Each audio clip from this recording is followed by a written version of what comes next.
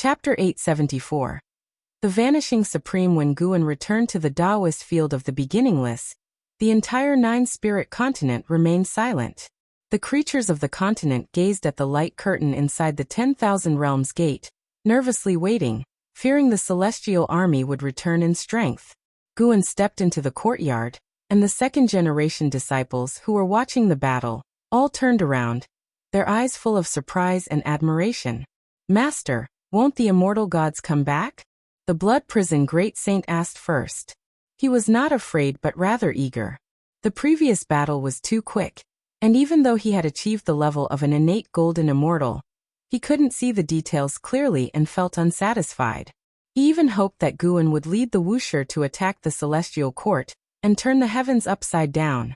Even the blood prison great saint, who acted recklessly, felt that the celestial court was overbearing and cruel, so much so that he couldn't stand it. If the master had the ability to overthrow the celestial court, it would be a blessing for all living beings. If heaven does not pity all living beings, why should living beings respect heaven? Guan replied, "They won't come back for a short time, but some troubles will still appear. However, you don't have to worry, you'll handle it." In this battle, he was not afraid of the consequences. Because the action of the immortal gods was not arranged by the celestial emperor, but by the heavenly emperor, he was wary of the celestial emperor, but not to the point of fear. As for the heavenly emperor, he paid him even less heed. The cultivation level of the supreme emperor of ultimate merging Tao in perfection is enough to give him confidence in protecting a part of the great thousand world. Even if truly forced out the celestial emperor, it would be no big deal to have the celestial spirit great world strip away the heavenly Tao. Guan already had the ability to help the celestial spirit great world replace its destiny and be reborn, but he didn't want to do so. If possible, he didn't want to bear so much responsibility. He hoped more that the environment of the heavenly Tao would improve, and that the celestial spirit great world could follow its own rules of heaven and earth to last forever.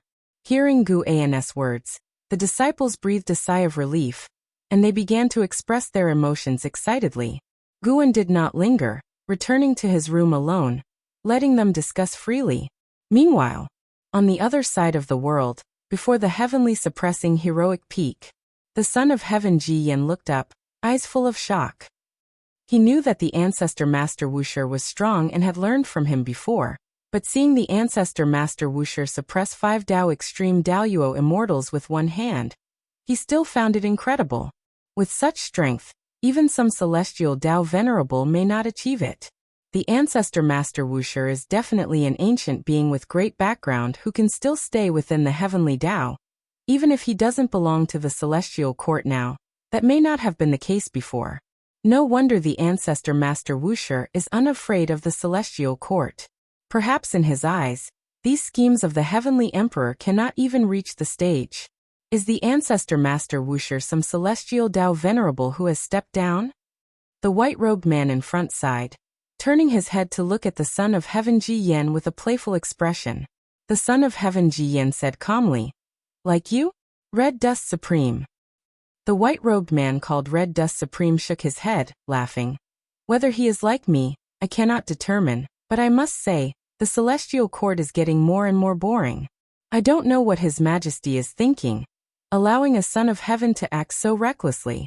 Although the 3,000 great worlds are just a small part of the heavenly Tao, losing the heart of living beings would also damage the heavenly Tao, not to mention hidden threats and chaos." The son of heaven Ji Yan remained silent, without responding. In fact, he was not clear about the specific situation inside the celestial court, and he could not understand upon what the heavenly emperor relied to grasp the great power. However, these matters had nothing to do with him. At least within the celestial spirit great world, he could peacefully achieve enlightenment. After countless lifetimes of reincarnation, he finally found the meaning of crossing the reincarnation tribulation. The ancestor Master Wuxia had awakened him, and he did not want to miss this opportunity. With his cultivation level, suppressing him for 500 years was not a punishment. Now looking back, the ancestor Master Wuxia was helping him to resolve the wrong path he was walking. Otherwise, dealing with the forces he established would damage his supreme path in any case. If the ancestor Master Wuxia is truly a celestial Tao venerable, then everything makes sense. Thinking this, the son of heaven Ji Yan smiled, eyes full of anticipation. Observing his smile, the Red Dust Supreme also started to smile. Then he turned his gaze to the side at Bai Gu, saying, "He seems to have become your obsession and might become your fate's tribulation in the future."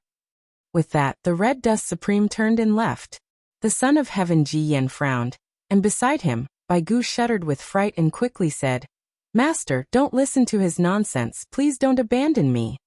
The son of heaven Ji Yan did not respond, instead watched the Red Dust Supreme leave.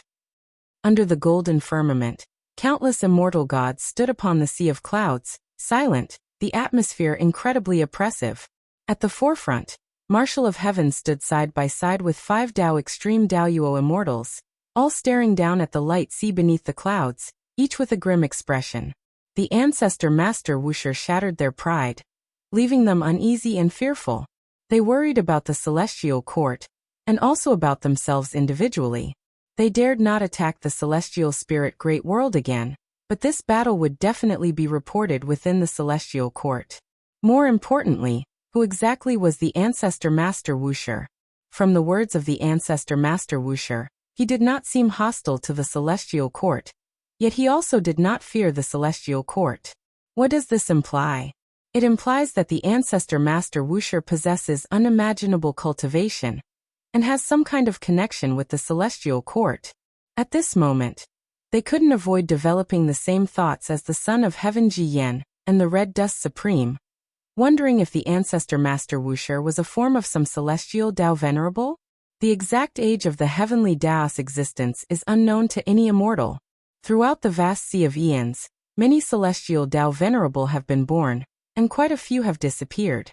Even celestial Tao venerable themselves do not know how many truly came to be.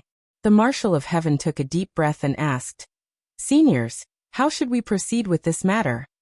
A tall white-haired Taoist calmly said, "Continue to clear the evil demons, leave the celestial spirit great world for now. I will report the matter to His Highness for him to decide. Your goal is to cleanse the 3,000 great worlds of evil demons. You cannot stop." Hearing this, the Marshal of Heaven frowned, secretly dissatisfied. Faced with an enemy like this, yet still not sparing the living beings of other great thousand worlds? Is it necessary to go to such lengths to eliminate a few sons of heaven? The female immortal among the 5 Dao Extreme Daoyuo immortals glanced at the Marshal of Heaven and said, "Why aren't you acting?" The Marshal of Heaven immediately saluted, then led the vast army of immortal gods into the bright sea of light below, their figures quickly disappearing. The 5 Dao Extreme Daoyuo immortals remained standing on the clouds, without speaking, instead locked in prolonged silence. After Guan disappeared, the uproar in the universe lasted several hours, as powerhouses from various sects and races feared the return of the immortal gods, sending some creatures to bring back the news within heaven and earth. Soon, the news of the ancestor Master Wuxia annihilating the immortal gods spread through the human world like a raging storm. Sar the Nellfire. NT website on Google to access chapters of novels early and in the highest quality. In this era, the ancestor Master Wuxia was already a nebulous legend, but today, the declaration of the Marshal of Heaven, and that terrifying heavenly power threw all beings into despair and fear, while the ancestor Master Wuxia emerged as infabled myth, standing out in times of danger for heaven and earth. All beings were eager to see the outcome of this battle, and the result did not disappoint them. It even pleasantly surprised them. If you find any errors, ads pop up, ads redirect, broken links, non-standard content, etc., please let us know report so we can fix it as soon as possible. Chapter 875. Supreme Arrival at Noon. Xiaolon arrived within the city of the Xiao family, the streets bustling with the Xiao family clansmen, lively and vibrant. Have you heard? Ancestor Master Wuxia wiped out the invading immortal gods single-handedly. The frightening pressure that day was indeed real. I thought the heavens and earth were going to be destroyed. I didn't expect the legend to be true. Ancestor Master Wuxia is truly that powerful. If I can't witness the elegance of Ancestor Master Wuxia in this life, that would be a great regret. It's said that our Xiao family's primordial ancestor has some connection with ancestor Master Wusher. I wonder if it's true. Xiaolon concealed her qi, her face covered with a light veil. No one recognized her true identity. She wasn't the only one with such disguise. The Xiao family city was not only active with Xiao family members, but also many outsiders. Listening to the discussions around her, Xiaolon felt a surge of emotion in her heart. Elder brother, you have saved the world once again. But this time, are you truly not afraid of trouble from the celestial court? Or, do you have some connection with the celestial court? Xiaolon also entertained thoughts similar to Son of Heaven Jie Yan's. After all, the celestial court is the absolute ruler of the 3,000 great worlds. How could anyone possess power surpassing the celestial court? Guan is unafraid. He must have some backing, definitely not relying solely on his own strength. Speaking of which, even though she already has multiple lifetimes of cause and effect with Guan, she still doesn't know the origin of Guan. Xiaolon let go of her distractions and continued strolling. She came out mainly to experience the passion of all living beings. She felt that the hearts of all people were also a form of strength. Understanding this might aid her in better enlightenment. The excitement and shock brought to all living beings by ancestor Master Wusher continued to spread until it covered the entire human world. Meanwhile, the Heavenly Spirit Tao Alliance still led the strong from various sects and clans to guard against threats from outer heaven, preventing the invasion of immortal gods. Those outer heavenly creatures that had infiltrated the celestial spirit great world were retreating with their messages. In the ensuing years, news of the crushing defeat of the army of immortal gods spread rapidly to other great thousand worlds, bringing great hope to them. It turns out immortal gods are not invincible. At least, the celestial spirit great world successfully defended itself. But the good times didn't last long, as the Marshal of Heaven led the army of immortal gods to invade another great thousand world. That world demonstrated a tenacious fighting spirit, but unfortunately did not obtain the same outcome as the celestial spirit great world, ultimately being massacred and obliterated. Fear once again shrouded the 3,000 great worlds. The Heavenly Spirit Tao Alliance, upon knowing the army of immortal gods invaded other great thousand worlds, felt relieved knowing the celestial spirit great world had survived this calamity. Yet, thinking of the other great thousand worlds still suffering, they were still not completely at ease. On this day nearing noon, Guan came to the Heavenly Spirit Tao Alliance and drank with Ji Xiaoyu in a small pavilion within the mountain forest, chatting about worldly affairs. After deliberation, the Alliance hierarchs finally decided to send disciples to support other great thousand worlds and regroup a grand alliance of the great thousand worlds. However, they didn't force the disciples to volunteer. To my surprise, many disciples wanted to volunteer, and many mentioned you when enrolling, saying they want to be like you. As Ji Xiaoyu spoke, she looked at Guan, her heart filled with emotion. Guan truly changed the great thousand worlds, not just in strength but also in ethos. Once the celestial spirit great world preached survival of the fittest, without so many brave and righteous individuals. With the celestial spirit great world now secure, there's no need to risk danger. Yet many disciples from the Heavenly Spirit Tao Alliance still wish to go forth. Previously, the oppressive presence of the Marshal of Heaven was enough to teach all living beings a lesson, so Ji Xiaoyu didn't think they were overestimating themselves, but rather believed they harbored an even stronger power and resolve within. CTH Novelfire. Net ** website on Google to access chapters of novels early and in the highest quality.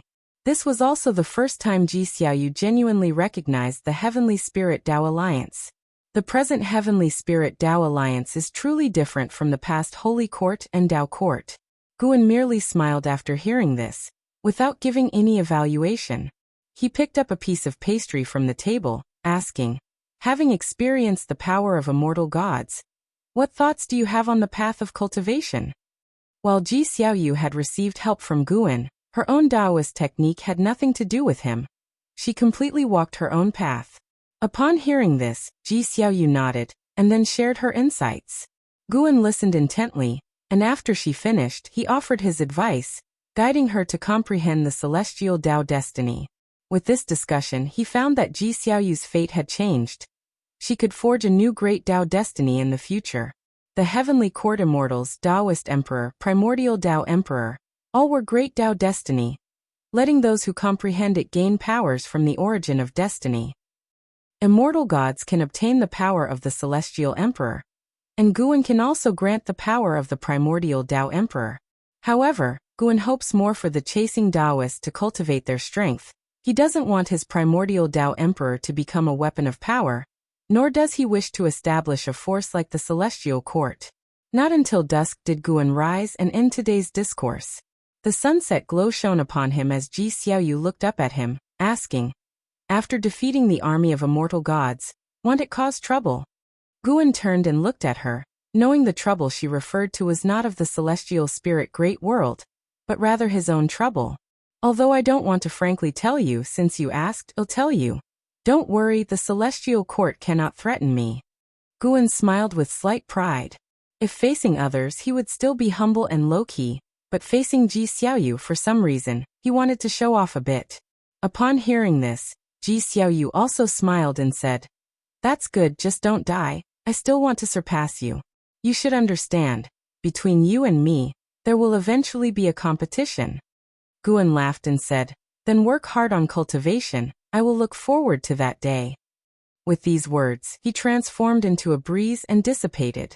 Ji Xiaoyu looked towards the celestial vault, her gaze becoming profound as she softly said, "Celestial Court, what kind of realm does one who creates the heavenly Tao exist in?" Meanwhile, Guan had already returned to the Taoist field of the beginningless, preparing to continue harvesting lifespan in the days to come. Behind the army of immortal gods, there were many evil forces ravaging the destroyed world, and these evil demons would convert into his lifespan. After this battle, he was even more eager to surpass the Supreme Emperor of ultimate merging Tao. Thus years passed. 100 years later, the man in white, called Red Dust Supreme by Son of Heaven Jieyan, arrived at the Nine-Spirit continent. When intercepted by the Nine-Spirit dynasty, he claimed to have once been an immortal god, and had important matters to inform ancestor Master Wuxia, matters concerning the safety of the celestial spirit great world. Upon hearing this, the cultivators of the Nine-Spirit dynasty dared not belittle him, promptly passing the message within the beginningless. An hour later, Zizai led the Red Dust Supreme into the no-beginning territory. Throughout the journey, the Red Dust Supreme looked around with curiosity at everything along the way. He was curious not about the mountains and rivers, but rather about the spiritual energy and Tao intent of this dojo. This place can be entirely deemed a holy land of cultivation, absolutely not innate. Ancestor Master Wuxi's ability to craft such a holy land garnered some of his admiration. If you find any errors, ads pop up, ads redirect, broken links, non-standard content, etc., please let us know. Report so we can fix it as soon as possible. Chapter 876. Rivaling the Celestial Emperor. Zizai looked ahead, but his attention was actually focused on the Red Dust Supreme. Once an immortal god? An exile from the Celestial Court? Zizai feared that the arrival of the Red Dust Supreme might bring trouble for the ancestor, but he dared not make decisions on behalf of the ancestor, and could only lead the way obediently. After one stick of incense time, Zizai brought the Red Dust Supreme to the mountain viewing pavilion, then bowed to Guan, who was in the pavilion, and turned to leave. The Red Dust Supreme looked at Guan, clad in white, and a smile spread across his face. He flew into the pavilion and sat at the table, examining Guan closely, finally seeing his features clearly. Of course, he could clearly see Guan's true appearance because this was Guan's deliberate intention. Facing the scrutiny of the Red Dust Supreme, Guan remained very composed, his expression unchanged. There was not much curiosity in Guan regarding this former celestial Tao venerable, as he already saw through the Red Dust Supreme's past and his purpose for coming today, but chose not to show it. Ancestor Master Wuxia, I also once held the celestial Tao venerable immortal position, and was conferred the title of Red Dust Supreme by His Majesty the Emperor of Heaven. I wonder, what immortal position did the ancestor hold in the past? The Red Dust Supreme asked, his tone relaxed, as if conversing with an old friend. Guan replied with a question. How are you so sure I was once a heavenly court immortal? You can easily suppress 5 Tao extreme Daoyuo immortals, meaning your cultivation level has at least reached the Xianqi primordial immortal realm. Such a cultivation could only be nurtured in the chaos, as it could not possibly grow under the so-called Sangtian. The Red Dust Supreme laughed, speaking of the Xianqi primordial immortal without much reverence, as he himself had once been a Xianqi primordial immortal. Guan remained non-committal, and lifted the teapot on the table to pour himself some tea. The Red Dust Supreme continued. Though I do not know the reason you left the celestial court, your seclusion here without leaving the heavenly Tao shows that you still feel connected to it. After all, this great thousand world holds no value and would have disappeared long ago if not for your existence. However, I must remind you, this time the immortal God's operation is different from the past because it is not in the style of His Majesty the Celestial Emperor. It appears that some son of heaven has taken control. His Majesty once told me that he was weary of the current life, and would hand over the celestial court's power to a son of heaven to see what a new order would be like. The Red Dust Supreme spoke while observing Gu An's expression. He believed that Gu An's seclusion here might involve a mission arranged by the Celestial Emperor. He continued. His Majesty also said a word, that to wield the power of the Celestial Court, a son of heaven must first have strength rivaling his own. In other words, behind this immortal God operation is a son of heaven with power not inferior to His Majesty the Emperor of Heaven. As far as I know, before I left the Celestial Court, there were only a few sons of heaven with such potential, backed by intricate and terrifying forces. Listening to this, Guan remained unchanged in expression but felt a hint of sentiment inside. Taihao, indeed. You truly like to play games. Not to mention the Son of Heaven, aside from me, there's no one at your realm within the heavenly Tao, especially since you stand at the perfection realm of the Supreme Emperor of Ultimate Merging Tao. Guan became more certain that the Celestial Emperor was watching this grand spectacle unfold. Fortunately, he was discreet when seizing longevity. It seems his days of facing the Celestial Emperor are drawing closer. How should he face the Celestial Emperor when that time comes? Guan pondered over this question. The Red Dust Supreme, unable to read his expression, said, After this battle, you have caught the eye of that Son of Heaven. The absence of the immortal God's army further emphasizes this point. Perhaps that Son of Heaven is considering which celestial Tao venerable to send against you. Guan lifted his gaze and asked, Are you telling me this in hopes that I flee quickly? The Red Dust Supreme laughed. You and I have already left the Celestial Court, and now you are being targeted by those in power there. Going forward, you will have no place to live within the heavenly Tao. Why not come with me to a place that might be the great Tao's hope? Guan narrowed his eyes and asked, Where? You should have heard of the Eternal. The Celestial Court has always watched them but knows little, for the Eternal resides within the chaos. Once beyond the heavenly Tao's bounds, even immortal gods can perish, so few immortal gods willingly seek intelligence there. The Red Dust Supreme, seeing no rejection from Guan, continued. To be honest, I have been to the Eternal. The Eternal Tao Extreme is just one of the Taoist lineages there. In that place, there is no life or death. Everyone is equal. The Eternal does not actually aspire to absorb outsiders. It's only some entities within the Eternal Tao Extreme harboring ulterior motives, seeking extremes, who will eventually be chastised by the Eternal. Eternal, Guan muttered, thinking that this so-called Eternal feels akin to Tsangtian, both being Tongxian venerable spirits of someone. The Red Dust Supreme said, Though it's unclear why you descended to the lower realm, from your secluded stance, you seem tired of the heavenly Taoist laws. Why not go to the Eternal together? With your cultivation, you could even bring the celestial spirit great world, and I can guide the way. Guan shook his head and said, The Eternal may be great, but the heavenly Tao is not bad either. After all, I was born of the heavenly Tao. If you think the heavenly Tao is lacking, you should strive to change it, not evade. Of course, everyone has the right to choose their own path. Hearing this, the Red Dust Supreme frowned. You must know the foundation of the Celestial Court. Even a celestial Tao venerable is like an ant before it. Throughout history, we cannot quantify the number of celestial Tao venerables born, not to mention there exists power within the Celestial Court not inferior to that of a celestial Tao venerable. The Red Dust Supreme tried to persuade once more, but regardless of his words, Guan stayed firm in his refusal. Ultimately, the Red Dust Supreme had no choice but to abandon his persuasion. The two chatted for a bit, then Guan gave a word of seeing him out. Before leaving, the Red Dust Supreme looked at the mountains outside the pavilion and asked, "Ancestor Master Wusher, why did you create such a holy land of cultivation?" He felt that the creation of the Taoist field of the beginningless was extremely potent, not even inferior to cultivation grounds within the celestial court. Unfortunately, his mortal body could not perceive how its creation came to be. Guan chuckled softly.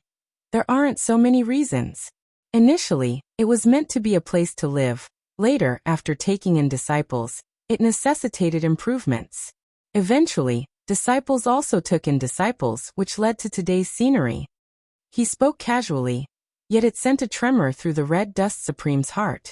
The Red Dust Supreme gave Guan a deep look, then leaped out of the mountain viewing pavilion and swiftly flew toward the horizon, vanishing from sight. Guan remained seated, deciding to finish the pot of tea before him. Such good tea needed to be savored slowly. After a while, a figure appeared outside the mountain viewing pavilion. It was Nzizai. Nzizai entered the pavilion, hesitated for a moment, and asked, "Ancestor, many Wushiji disciples wish to go out to help other great thousand worlds. Should I stop them?" Having witnessed the formidable strength of the immortal god's army, he feared the younger generation would head to their deaths. But Gu An's actions filled the Wusher from top to bottom with fervor. Many disciples wished to become saviors like him, including his most valued disciple Wu Xie. SE of the novel_fire. At website on Google to access chapters of novels early and in the highest quality. If you find any errors, ads pop up, ads redirect, broken links, non-standard content, etc., please let us know. Report so we can fix it as soon as possible. Chapter 877. New Lifespan Breakthrough. It's still the same as before. If you want to go out, you'd better think it through. Dying out there offers no return. Wanting to achieve your own justice is a good thing. But those who die on the path of cultivation due to overestimating themselves are as numerous as the stars. I can't and won't protect every disciple venturing outside. Guan stood up softly and said, stretching lazily like a mortal, his posture relaxed. And Nzizai listened and earnestly said, "I will tell them. If they insist on going out, then they must accept life and death as each is ordained by the celestial mandate." Guan nodded, then walked towards him, leaving the mountain viewing pavilion. The two passed by each other, and Nzizai turned to watch the ancestor depart. He recalled the great battle from many years ago, still feeling some excitement in his heart. To what heights must one cultivate to regard immortal gods as nothing? Back then, Guan not only defeated the army of the immortal gods, but crushed them with absolute power, making it unimaginable how strong he truly was. In that battle, Guan didn't even use his great divine power, winning with ease. And Nzizai was very curious what kind of terrifying scene would occur if he unleashed the myriad supreme palm with full force. Perhaps the vast celestial spirit great world would instantaneously be obliterated? Watching as Gu An's figure disappeared into the mountain woods, Nzizai retracted his gaze, leaping swiftly over the mountain peaks. Birds in the forest soared towards the sky, the celestial vault vast, demonstrating the grandeur of the heavens and earth. Before it, everything seems insignificant, easily erased, because there exists a force within the universe. This force is called time. With the passage of time akin to a shuttle, the celestial spirit great world recovered its peace after a calamity, and the human world once again brimmed with different, exciting tales. New prodigies emerged brilliantly, some great powers renowned throughout the world. If not for the occasional news reaching the celestial spirit great world, all living beings might forget that the great thousand world was still amid tribulation.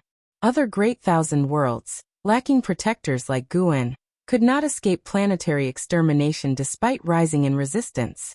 More and more great thousand worlds fell, awakening others to their harsh realities. The celestial spirit great world could repel immortal gods, but that didn't mean others could. They had nothing to be thrilled about. A millennium passed. Your lifespan has first surpassed 10 trillion years, initiating random upgrade for the lifespan function. Your lifespan breakthrough function upgraded. Lifespan breakthrough upgrade successful. Lifespan breakthrough. You can consume lifespan to acquire options for breakthrough locations absolutely without threat and suitable for your current realm. With costs for round-trip transmission, lines of prompts appeared before Guin, halting his actions. No upgrade occurred when lifespan first reached 100 quadrillion years. Now with crossing another number, functionality upgrade finally triggered. Seeing the annotation for lifespan breakthrough, Guin was immediately at ease. Compared to before, there were 2 more words. Absolutely. Absolute lack of threat. This was immensely important. Of course, Guin guessed now transmitting for lifespan breakthrough would require significantly more lifespan than before. Other lifespan functions were similar in that, once upgraded, the required lifespan increased greatly. No wonder it skipped an upgrade chance before. This lifespan function upgrade was precisely what Guin needed, and only with such a function could he feel at ease. Search *the novel_fire. @ website on Google to access chapters of novels early and in the highest quality. When he previously broke through to the Supreme Emperor of Ultimate Merging Tao, it alarmed Chaos and Heavenly Tao, causing him difficult choices. A further breakthrough would undoubtedly alert the Celestial Emperor, fearing even more terrifying beings being provoked. The Celestial Emperor was an invincible being on the surface, yet Guin always felt more dreadful existences lurking in the shadows. Otherwise, why would the Heavenly Tao not have replaced Chaos long ago? Contemplating, Guin raised his hand to grasp the Cyan Hong sword. This sword had just slain a demon cultivator. This cultivator had received the evil demon's legacy from the Dark Heavenly Court, using living spirits for blood sacrifice and refining souls into ghost slaves. Although his strength wasn't enough to shake the entire universe, he was more terrifying than natural disasters to mortal spirits. Guin, in a fine mood, decided to call it a day, specifically waiting to break through 10 trillion years threshold, thus slaying one more demon cultivator. Since battling the immortal god army, Guin had become more secretive in his actions, not rescuing all living beings by turning the tide alone, but instead conducting rescues within a small scope. If cultivators adhering to the righteous Tao like him were numerous in this world, he would seize the opportunity to kill more evil demons. Guin turned, placing the Cyan Hong sword into the scabbard at his waist, then walked towards the depths of the forest. As soon as he stepped into the forest, his surroundings abruptly changed, arriving within a bustling, flourishing city. This was the imperial city of the Taizong dynasty, within which the spiritual energy was majestic, and cultivators, distinguished in bearing, traversed along with various peculiar demon beasts. A billion years later, the Taizong dynasty was among the top 5 imperial dynasties in the human world, akin to a holy land. Emperor Li Xiandao appeared as the celestial emperor of legend to his subjects, symbolizing heavenly authority.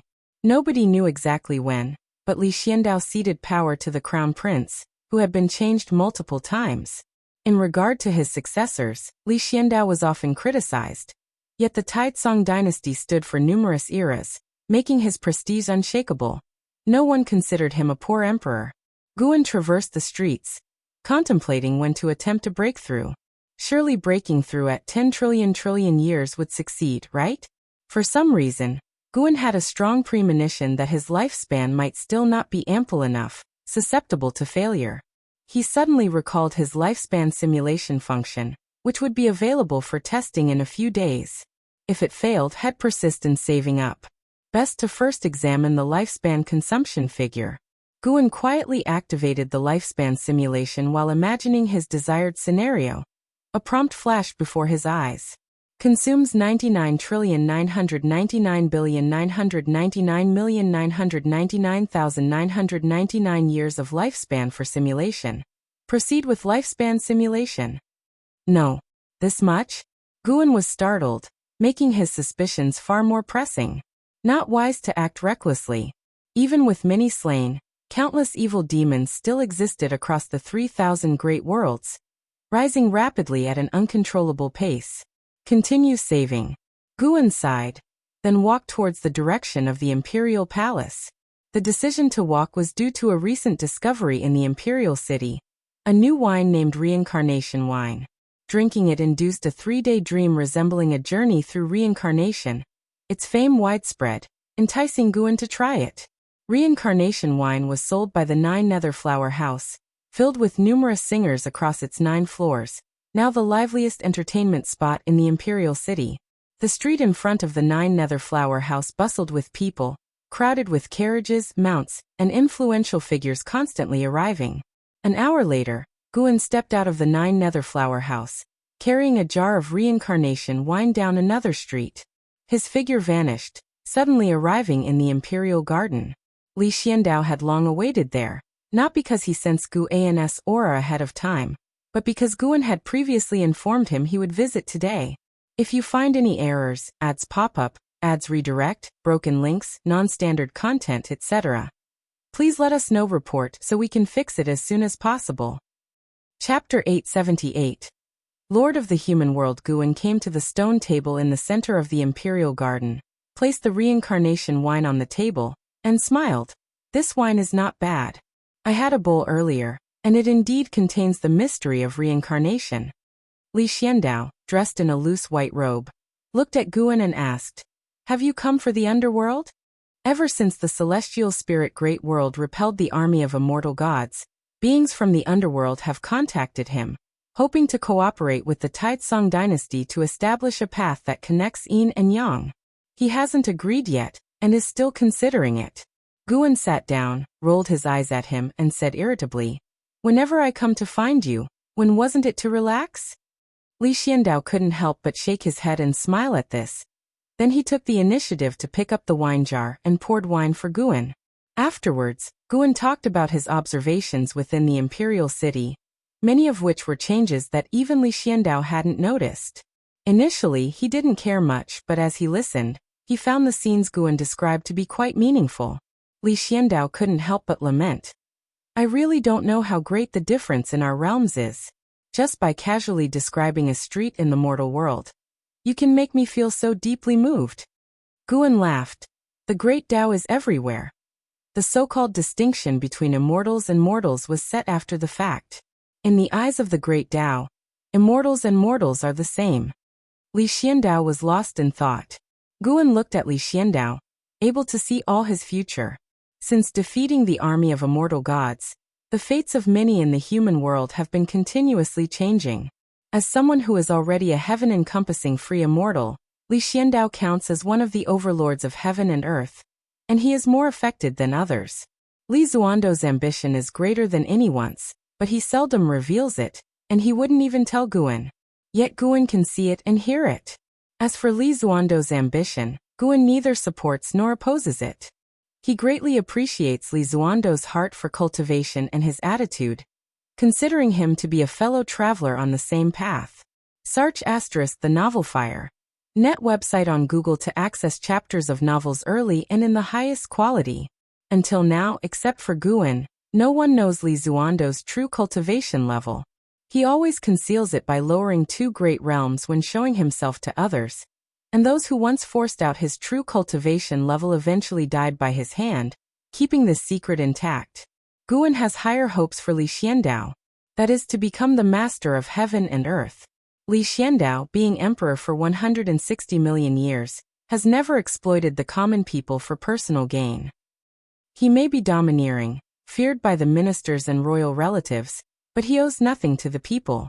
Guan has already decided to leave the celestial spirit Great World in the future, hoping that by then, someone can protect the celestial spirit Great World and fulfill his wish.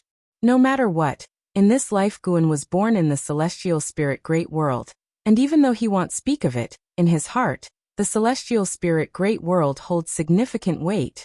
As to why he wants to leave the celestial spirit Great World, it's not out of fear of trouble, but purely a desire to see the outside world. He has been hiding in the celestial spirit Great World to grow stronger. Needless to say, beings beyond the Supreme Emperor of ultimate merging Tao, those surpassing the free immortal, would roam the heavens. In the future, he also wants to retire to other worlds, constantly changing dojos, truly enjoying the freedom of the great Tao. But before that, he needs to break through. After surpassing the Supreme Emperor of ultimate merging Tao, he will be even more carefree. Even if he leaves the celestial spirit great world, if old friends are in danger, he can assist them at any time, even crossing through all the heavens and myriad realms to help. As they chatted, Li Xiandao brought up the celestial court and lamented, I wonder how those first immortal gods came to be. Does the legendary celestial emperor really exist? Was the celestial court created by him? He thought that given Gu An's abilities and his fearless attitude towards the celestial court, perhaps Guan had met the celestial emperor, and even had significant ties with him. Guan gently swirled his wine cup and said, I'm not sure about that, but you could think from the perspective of the common people in the imperial city. They have similar doubts as you do, curious about how the Taizong dynasty was established and questioning whether you really exist. Even though you're in the same city, 9/10 of the populace may never see you in their lifetime. Following Gu An's words, Li Xiandao thought deeply and found himself suddenly enlightened. If you become the lord of the human world, then in the hearts of all beings in the celestial spirit great world, you are the celestial emperor. When that time comes, hope you don't forget your current disdain and hatred for the immortal gods. Guan said in a teasing tone, causing Li Zuando's heart to race. Lord of the human world. How does he know about my ambition, and what does he mean by these words? Does he support me? Or has he seen the future? Li Zuando's heart surged with joy. The development of the Taizong dynasty has stalled for tens of millions of years. He had been lost, and the position of the Heavenly Spirit Tao Alliance was unshakable, with no hope of crumbling. He even felt his aspirations were forever unreachable. Seeing Li Zuando's excited expression, Guan shifted the topic to talk about his grand disciple. The disciples of the Taoist field of the beginningless have been increasing, and with more people inevitably comes conflict. He spoke of a conflict he had seen, which also resonated with Li Xiandao. Li Zuando's offspring fight for power, sometimes giving him a headache. He felt there was a need to learn Gu An's mindset.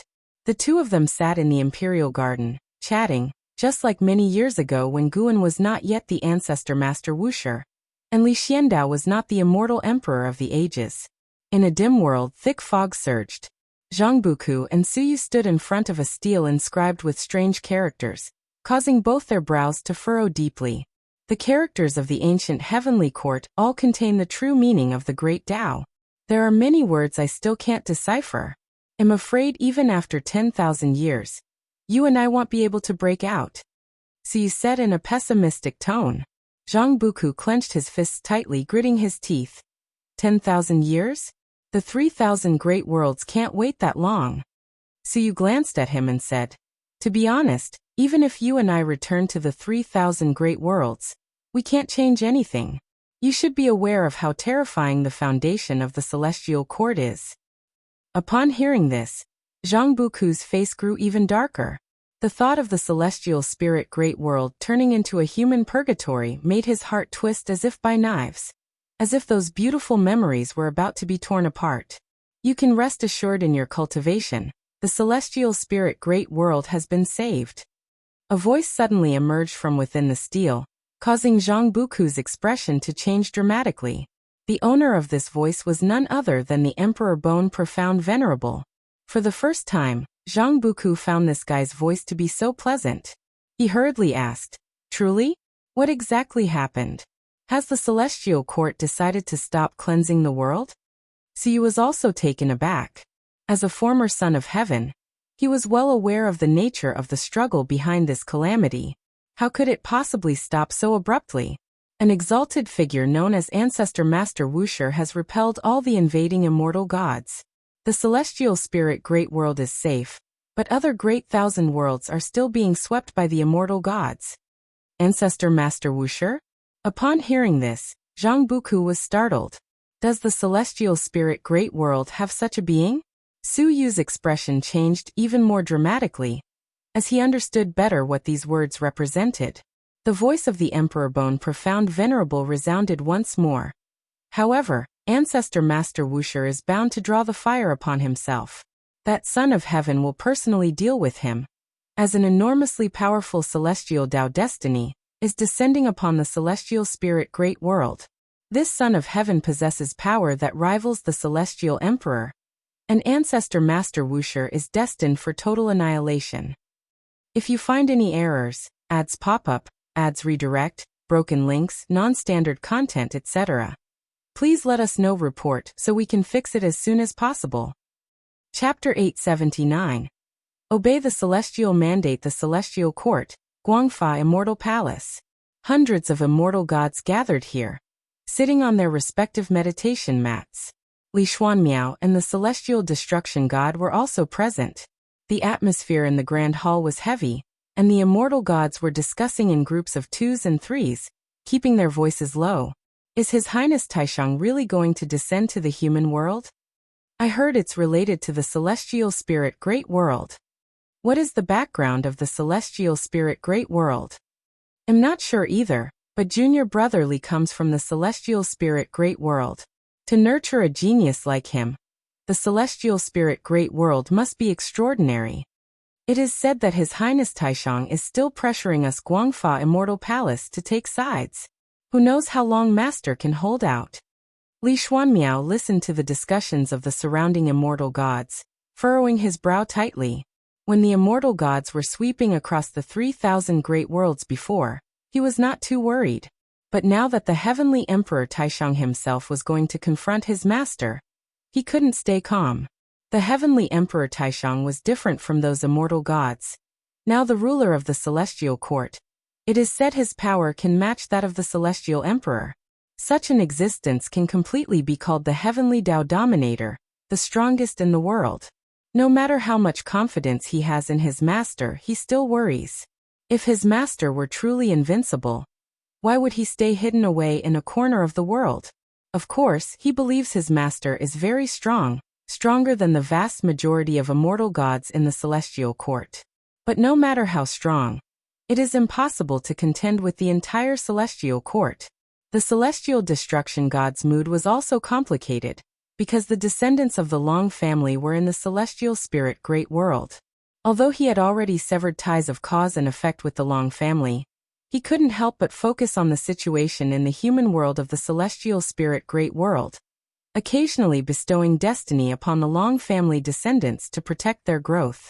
Unconsciously, the Long family of the Celestial Spirit Great World had already become a concern in his heart. But this concern was about to vanish into thin air. How could his heart be without disturbance?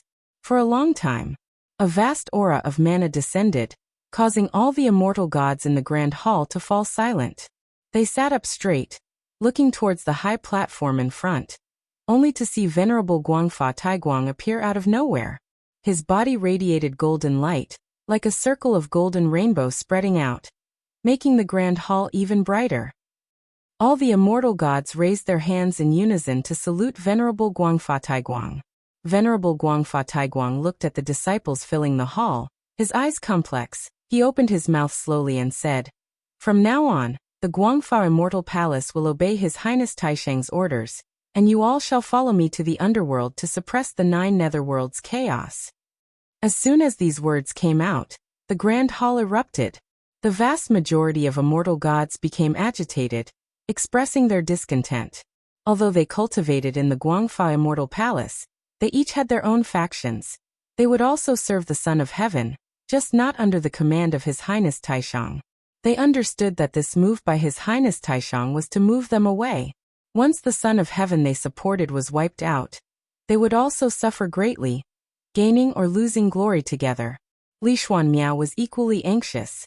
Once he went to the underworld, he really couldn't help the Celestial Spirit Great World. He suddenly stood up, speaking, "Master, may I return to the human world? My homeland is in distress. Even if I lose my immortal position, I must go back." His voice suddenly drowned out the noise in the Grand Hall. All the immortal gods looked at him, surprised. Anyone with a sharp eye could see that the Celestial Spirit Great World was doomed, and if Li Xuanmiao returned, it was certain death. The first test of ascending to immortality is to sever the cause and effect with the mortal world. Some immortal gods felt disdain for Li Xuanmiao, while others admired him. Venerable Guangfa Taiguang looked at Li Xuanmiao expressionlessly and said, "As an immortal god, it is your duty to heed the celestial mandate." Li Xuanmiao gritted his teeth and said, "If Master does not approve, Then I will force my way out of the celestial court." With that, he turned and rushed towards the door of the grand hall, only to stop as soon as he took one step out, his whole body trembling, as a cyan mana enveloped him, rendering him immobile. Li Zuemio's face changed dramatically, subconsciously turning to look. He saw Venerable Guangfa Taiguang looking down on him with an unprecedented stern expression, eyes full of oppressive force. "I said heed the celestial mandate." Venerable Guangfa Taiguang shouted in a deep voice, then waved his sleeve, engulfing Li Xuanmiao in it. No immortal god in the grand hall spoke, nor dared to obstruct, for they could see that Venerable Guangfa Taiguang was protecting Li Xuanmiao. This also showed that Master had high hopes for this junior brother. If it were any other disciple acting so recklessly, they would fear suffering. The celestial destruction god breathed a sigh of relief seeing Li Xuanmiao taken away by Venerable Guangfa Taiguang. Although reluctant to part with the Long family descendants, he had to admit that facing the celestial court's wrath, the celestial spirit great world had only a fate of destruction. Fortunately, someone from the Long family of the celestial spirit great world was traveling in outer heaven, able to serve as a family seed. It had been 3 years since Guan reached his quintillion-year lifespan. This afternoon, Guan was instructing Su Han in cultivation. Su Han did not follow those passionate disciples into the 10,000 Realms Gate. After experiencing Gu An's battle with the immortal god army, Su Han was deeply stimulated, changing his formerly lax attitude, and began cultivating seriously. Guan did not refuse his request, starting to teach Su Han swordsmanship. After all, Su Han had practiced swordsmanship in his previous life, so Guan also expected him to blaze a path in the sword Dao. The two were on the mountain ridge, their heads towards the sky, swinging their swords in the breeze. Su Han practiced the sword technique like a mortal. At first, he felt it was useless, but later he discovered that practicing the sword this way could also inspire his understanding of the sword Dao. Guan lay under a distant tree reading a book. A falling leaf landed right on his head. He closed the book, placed it into his arms, then stood up, letting the leaf fall from his head. "Continue practicing your sword. I'm going out for a while," Guan said to Su Han, then walked towards the depths of the forest. Su Han didn't mind, as Guan often left, and besides, no one in this world could threaten Guan walking into the forest. Guan maintained his pace, raised his hand, and the Wuxia divine sparrow flew out of the forest, landing on his hand. He then raised his hand, and the Wuxia divine sparrow leaped up, like an arrow shot from a bow, rushing out of the forest, soaring towards the celestial vault. At the same time, in the distant void of the great Tao, it was pitch black with desolate meteors floating. A white light shone among the stars. Within the white light stood a white-haired man, the heavenly Emperor Taishang himself. He wore a white robe embroidered with a 5-clawed golden dragon, and a curtain pearl emperor crown adorned his head. His face beneath the curtain pearl was so stern. He was walking through the void, his steps neither hurried nor slow, destination unknown. Suddenly, the heavenly Emperor Taishang stopped, following his gaze. A cluster of golden light appeared in the depths of the void, growing rapidly larger. Within that golden light was the unmistakable Wuxia divine sparrow, soaring with flapping wings. S.E. the Nellfire. NT website on Google to access chapters of novels early and in the highest quality. The Wuxia divine sparrow quickly flew in, transforming into the likeness of Guan, wearing a black Dao robe, crowned with the immortal king crown, with the 7-star mirror floating above his shoulder. Guan stepped forward a few steps, then stopped, looking distantly at the heavenly Emperor Taishang. "Dare I ask which celestial Dao venerable descends to the mortal world?"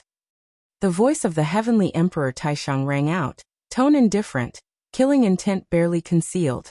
"If you find any errors, ads pop up, ads redirect, broken links, non-standard content, etc., please let us know. Report so we can fix it as soon as possible."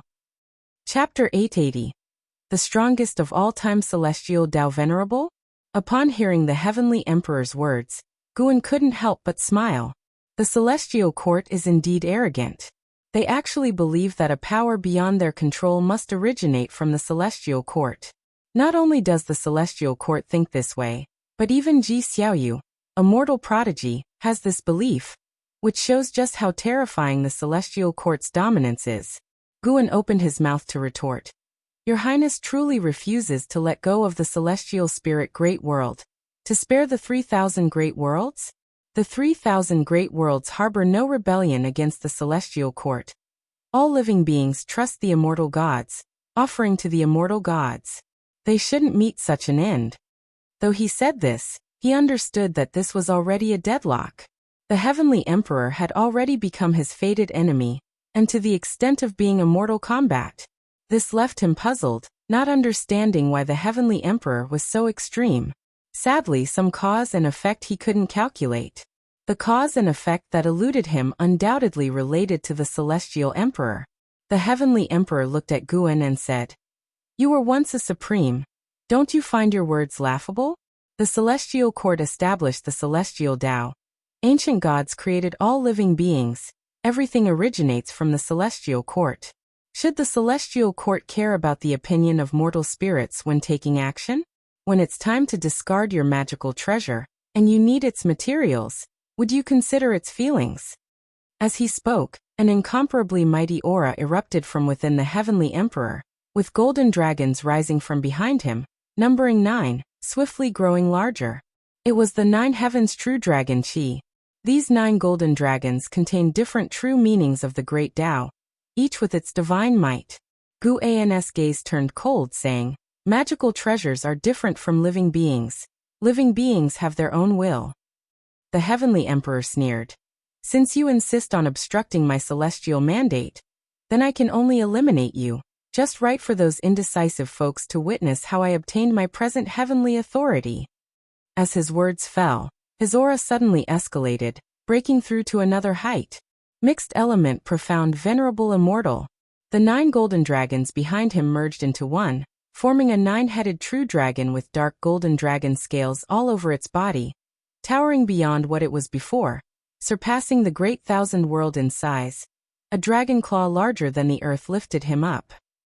He looked down at Guan, with the 9-headed true dragon behind him steadily solidifying, various streams of air appearing in the void, flowing towards the 9-headed true dragon, rapidly condensing into Dao Qi resembling long scarves, surrounding the dragon's body. Those Dao Qi represented different great Daos, akin to a great Dao river. The Heavenly Emperor's aura completely transformed, from earlier indifference to domineering, full of aggression, akin to the Supreme Master of the immortal gods overlooking indifferent ants. This terrifying aura surged to the 9 heavens and reached the 9 netherworlds, stirring many great Dao domains. The 3,000 great worlds wasn't suppressed by this aura, but the celestial Dao light layer of all heavens and myriad realms experienced anomalies, with the celestial vaults of different worlds quickly becoming dim. On the endless Dao mountain, on one majestic Dao mountain after another stood great powers, all looking in the same direction, faces solemn. In the mysterious dark world, Zhang Buku and Su Yu, who were besieging the steel, stopped and looked upward, where the overcast clouds churned fiercely, and the thick fog in the world roiled like turbulent waves. Guan looked up. The 9-headed true dragon was indeed the Tongxian venerable spirit of the Heavenly Emperor, based on 9 heavens true dragon Qi, condensing celestial Dao destiny, containing 9 great Daos, extremely intricate. Sir the novel _fire. @ website on Google to access chapters of novels early and in the highest quality. Not only that, behind the 9-headed true dragon, in the darkness, a pair of giant purple eyes opened. Immortal Emperor's eye. The Heavenly Emperor stood on the dragon claw, arrogantly saying, No matter which supreme you are in front of me, you only have submission or death. I have surpassed all immortal gods of the celestial court. Unfortunately, I happen to need to demonstrate my strength to the gods of the celestial court. For today's battle you should exert all your strength. You have no escape. Before he finished speaking, changes occurred in the great Dao void. Below, an endless sea of lava appeared. At the edge of the void appeared mysterious and majestic mountains as ancient as demon gods in the darkness. This is not illusion realm. Guan could feel that the Heavenly Emperor used the immortal Emperor's eye to pull him into a special cosmic plane. More accurately, not pulling, but entrapped him with this plane. The entire process quickly, and within the same realm, difficult to react. At least the Emperor Bone profound venerable, is definitely not the opponent of the Heavenly Emperor. From this point, the Heavenly Emperor indeed had the utmost talent, no wonder so arrogant. He wantonly displayed the power of mixed element profound venerable immortal, allowing his aura to reach every immortal domain of the celestial Tao, letting all those who pursued the immortal Tao feel his majestic presence. At this moment, misty immortal court, primordial emperor domain, Ling Mountain, celestial extreme 9 heavens, and many other great Tao domains not in the mortal realm were disturbed by the Heavenly Emperor's aura. Countless great powers came out of seclusion, seeking the source of this aura. The Heavenly Emperor's lips slightly curved. He contemptuously looked down at Guan, his pupils gradually transforming into Immortal Emperor's eye. His Immortal Emperor's eye was far stronger than in Xin's Immortal Emperor's eye, not forged through cultivation but inherently achieved. Guan, through his Immortal Emperor's eye, saw the source of this power. The Immortal Emperor's eye could only be born from the Celestial Emperor bloodline. The fact that there were individuals in the human world who developed the Immortal Emperor's eye was deliberately permitted by the Heavenly Emperors, but once a Heavenly Emperor defied the Celestial Emperor relying on the Immortal Emperor's eye, they were eradicated by the Celestial Emperor, who also issued a celestial order forbidding the emergence of Immortal Emperor's eye practitioners in the human world. Should any appear, they would be utterly annihilated. There were fewer Immortal Emperor's eye in the human world, but for some Heavenly Emperors, the Immortal Emperor's eye was innate, requiring no cultivation, growing stronger as cultivation increased over time. Guan observed that the Heavenly Emperor rarely revealed his Immortal Emperor's eye before, and no one knew he possessed it until he reached the mixed element profound venerable immortal. Only then he dared to exhibit it. He watched the Heavenly Emperor stride into the palace of the pole star. What transpired inside was isolated by the Celestial Emperor's cause and effect. From that point, the Heavenly Emperor began to frequently use his Immortal Emperor's eye. While probing the Heavenly Emperor's cause and effect, Guan also pondered how to deal with him. Having too many divine skills is also a blessed dilemma. There is one divine skill he had always anticipated but never exercised. Perhaps now is the opportunity. Since the Heavenly Emperor wishes to flaunt the power of mixed element profound venerable immortal, then Guan will fulfill his wish. Let the immortal gods witness what kind of power shelters the celestial spirit great world. During the waiting, Guan hadn't sensed even a trace of the Celestial Emperor's presence. Thinking now, perhaps the Celestial Emperor wasn't hiding intentionally, but was being restrained by certain matters. If so, then Guan could be more at ease. Face me with your most powerful divine skills, face His Majesty. The Heavenly Emperor laughed arrogantly, displaying his ambition without reservation. He aspired not merely to be the strongest Heavenly Emperor, but to become the Celestial Emperor, the Supreme Celestial Emperor, the most powerful Celestial Emperor throughout time. Guan looked up at the Heavenly Emperor and said, "In that case, as you wish, but this battle differs from previous ones. Even if you resurrect within the Celestial Court, I will not spare you. If you find any errors, ads pop up, ads redirect, broken links, non-standard content, etc., please let us know report so we can fix it as soon as possible." Chapter 881. Desperate supreme. As the aura of the mixed element profound venerable immortal emerged, Guan felt many powerful divine senses probing towards him, even stronger than that of the Heavenly Emperor, yet still unable to surpass the mixed element profound venerable immortal. Facing the taunts of the Heavenly Emperor, Guan decided to shatter his pride mercilessly. As Guan's voice fell, figures radiating silver light appeared out of thin air behind him. Celestial Dragon Reincarnation Dharma Aspect. Reincarnation avatars of Chu Lu, Shaoxingtian, Longzhan Luhan Ji Black Profound Emperor, Yangxian, Emperor of Eternal Life, Supreme Absolute, Guxuan Yu etc., appeared behind Guan, standing in a line. They were as tall as Guan. Their true appearances obscured, and their clothing varied according to their silhouettes. Upon seeing Guan's divine skills, a look of disdain appeared on the Heavenly Emperor's face. At that moment, rows of figures quickly appeared behind the reincarnation avatars, their numbers rapidly increasing, resembling a silver tidal wave sweeping through the dim celestial vault, illuminating the endless magma below.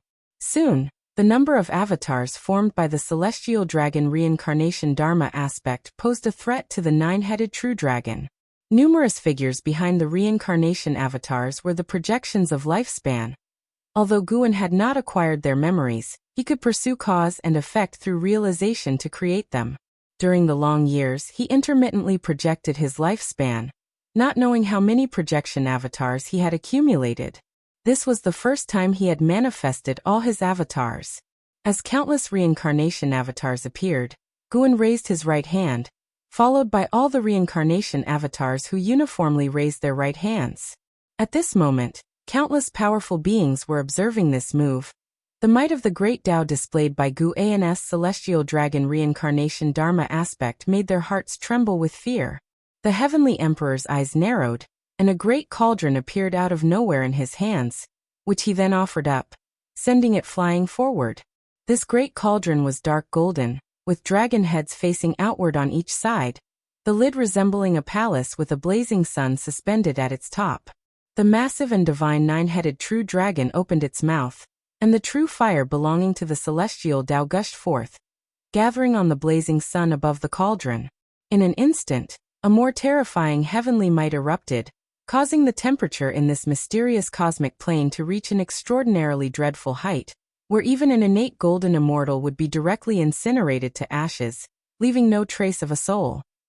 The cauldron trembled violently, the lid opened, and a vast purple-red flame surged out, devouring the void and charging towards Guan. Half of the cosmic plane was engulfed by the sea of purple-red fire, before which all existence appeared insignificant and fragile. Guan also moved, pressing his right hand forward. The countless reincarnation avatars followed suit. Numerous large hands radiating brilliant silver light appeared above each reincarnation avatar, as if numerous supreme deities from the depths of the great Tao were stretching out their hands. Their bodies unseen, only the supreme pressure of their hands could be felt. The countless large hands, cast by the celestial dragon reincarnation Dharma aspect, contain various great Tao. They pressed forward while enlarging, causing the cosmic space to shatter, as the rolling magma below fell and was swallowed by darkness.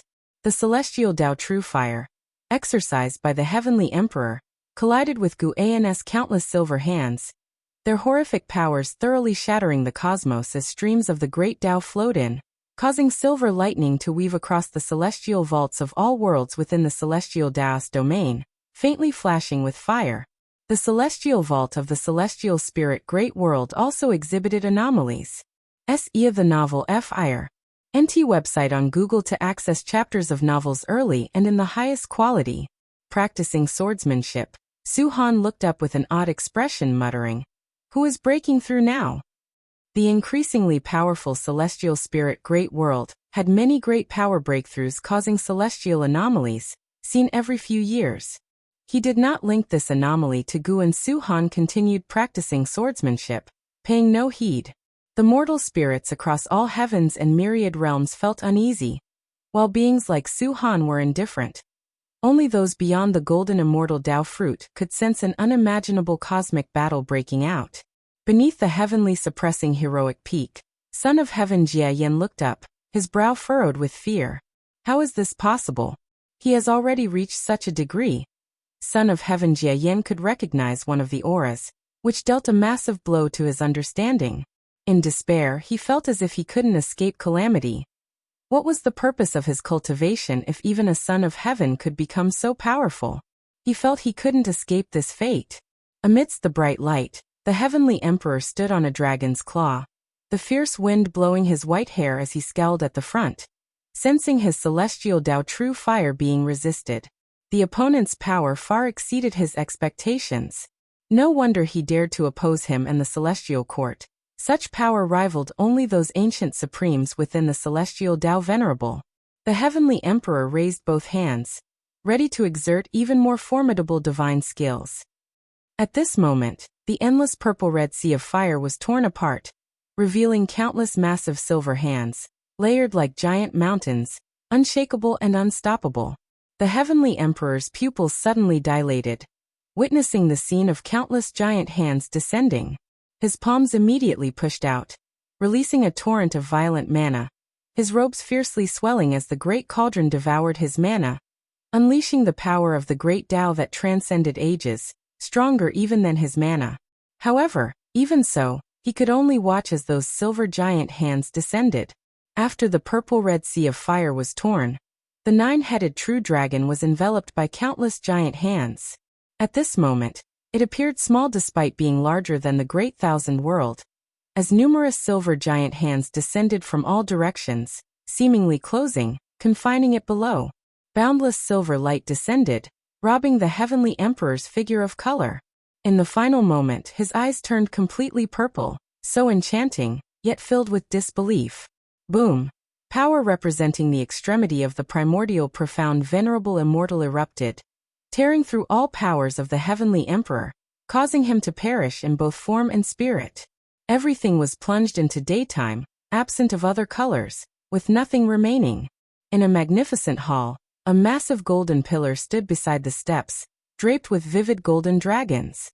The golden pillar suddenly glowed, and a figure flew out, landing on the hall. It was the heavenly emperor. The heavenly emperor knelt on one knee, gasping for breath, the newly resurrected him still in terror. His eyes widened, cold sweat covering his head, breathing heavily. Supporting himself with one hand on his knee, the other against the ground, he stared at his palm, his vision quivering, for it was his body shaking.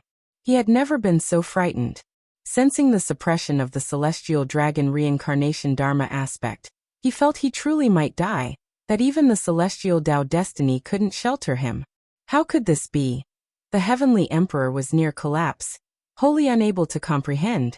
He was already the most powerful within the celestial Tao.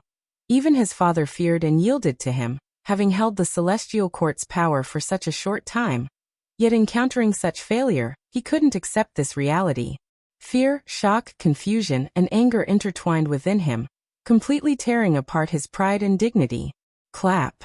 A hand suddenly landed on his shoulder, causing his heart to skip a beat, and his pupils to constrict. If you find any errors, ads pop up, ads redirect, broken links, non-standard content, etc., please let us know. Report so we can fix it as soon as possible. Chapter 882. Seeing the heavenly Tao clearly, heavenly emperor's whole body stiffened, his peripheral vision catching sight of a pale hand on his shoulder, reminding him of Gu An's previous words. Even if you resurrect in the celestial court, I will not spare you. Gu An's words still echoed in his ears, sending a chill down the heavenly emperor's spine. He had never imagined Guan could come so quickly. He had just resurrected, and Guan had already broken into the celestial court, standing behind him, treating the celestial Tao destiny as nothing. Such an existence he had never heard of before. The heavenly emperor turned his head with difficulty, and it was indeed Guan standing behind him. Guan pressed his right hand on his shoulder, looking down at him expressionlessly. This was the first time the heavenly emperor had seen Gu An's true appearance. Guan looked very young, but he did not relax, remaining tense in every nerve. He felt the threat of death. Heavenly court immortals relied on celestial Tao destiny, immortal and indestructible, but if the other could extinguish the celestial Tao destiny in him, wouldn't he face the possibility of death? The more the heavenly emperor thought, the more frightened he became, even feeling an impulse to beg for mercy. Sir, the novel fire. Any *T website on Google to access chapters of novels early and in the highest quality. He was the heavenly emperor, the one who wielded the highest power of the celestial court. He was to become the celestial emperor. How could he beg for mercy from a mortal spirit? Even if this mortal spirit was once the celestial Tao venerable. The heavenly emperor roared in his heart, but his lips moved uncontrollably, beginning to open. Guan quietly looked down at him, letting him endure the torment, but compared to the beings slaughtered by immortals, what did his torment count for? The heavenly emperor spat out a word. Then his face changed slightly, hurriedly altering his words. I spare me, Guan asked. And can you spare the 3,000 great worlds? The heavenly emperor nodded hastily, responding. I can. Gu An's right hand gently squeezed, and the heavenly emperor showed a look of despair, feeling his mana dissipating. Give me a chance. I truly realize my mistake. If you destroy me, Another heavenly emperor will rise, the battle for power will not end, and the 3,000 great worlds will still face annihilation. The heavenly emperor pleaded desperately, unable to stand, unable to escape Guan's grasp, only able to feel his mana draining away, pushing him to the abyss of despair. Guan remained expressionless, plunging the heavenly emperor into utter despair. His body weakened more and more, almost collapsing on the ground. In his mind flashed many images, the long journey of his life. He was born in a great thousand world. When his mother gave birth to him, she was unmarried, causing him to be ostracized within the family, even leading to his mother's death being forced. At her death, he awakened the power of the celestial emperor bloodline. He transformed into an innate immortal god overnight, becoming the strongest of his time, slaughtering his whole family with his immense power, even alarming the sect behind the family. After exterminating the family, he provoked the sect to hunt him down, annihilate that sect, and stronger sects came to kill him, calling him a calamity. He fought incessantly, venting his anger and hatred, eventually becoming an enemy of the world. At just 17, becoming the demon of his time. But he was too young and finally encountered an unbeatable foe. When all hope seemed lost, his father, the celestial emperor, descended. His life took a turn, embracing light. The celestial emperor saved him and brought him back to the celestial court, bestowing upon him the title of heavenly emperor.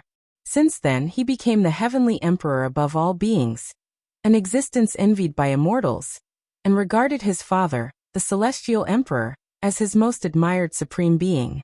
Initially, the celestial emperor was very close to him, fulfilling all his needs. Those were his happiest days. Until one day, he went to the palace of the pole star to find his father, but was stopped by the heavenly servant. Later, no matter what reason he used to see his father, he was always blocked.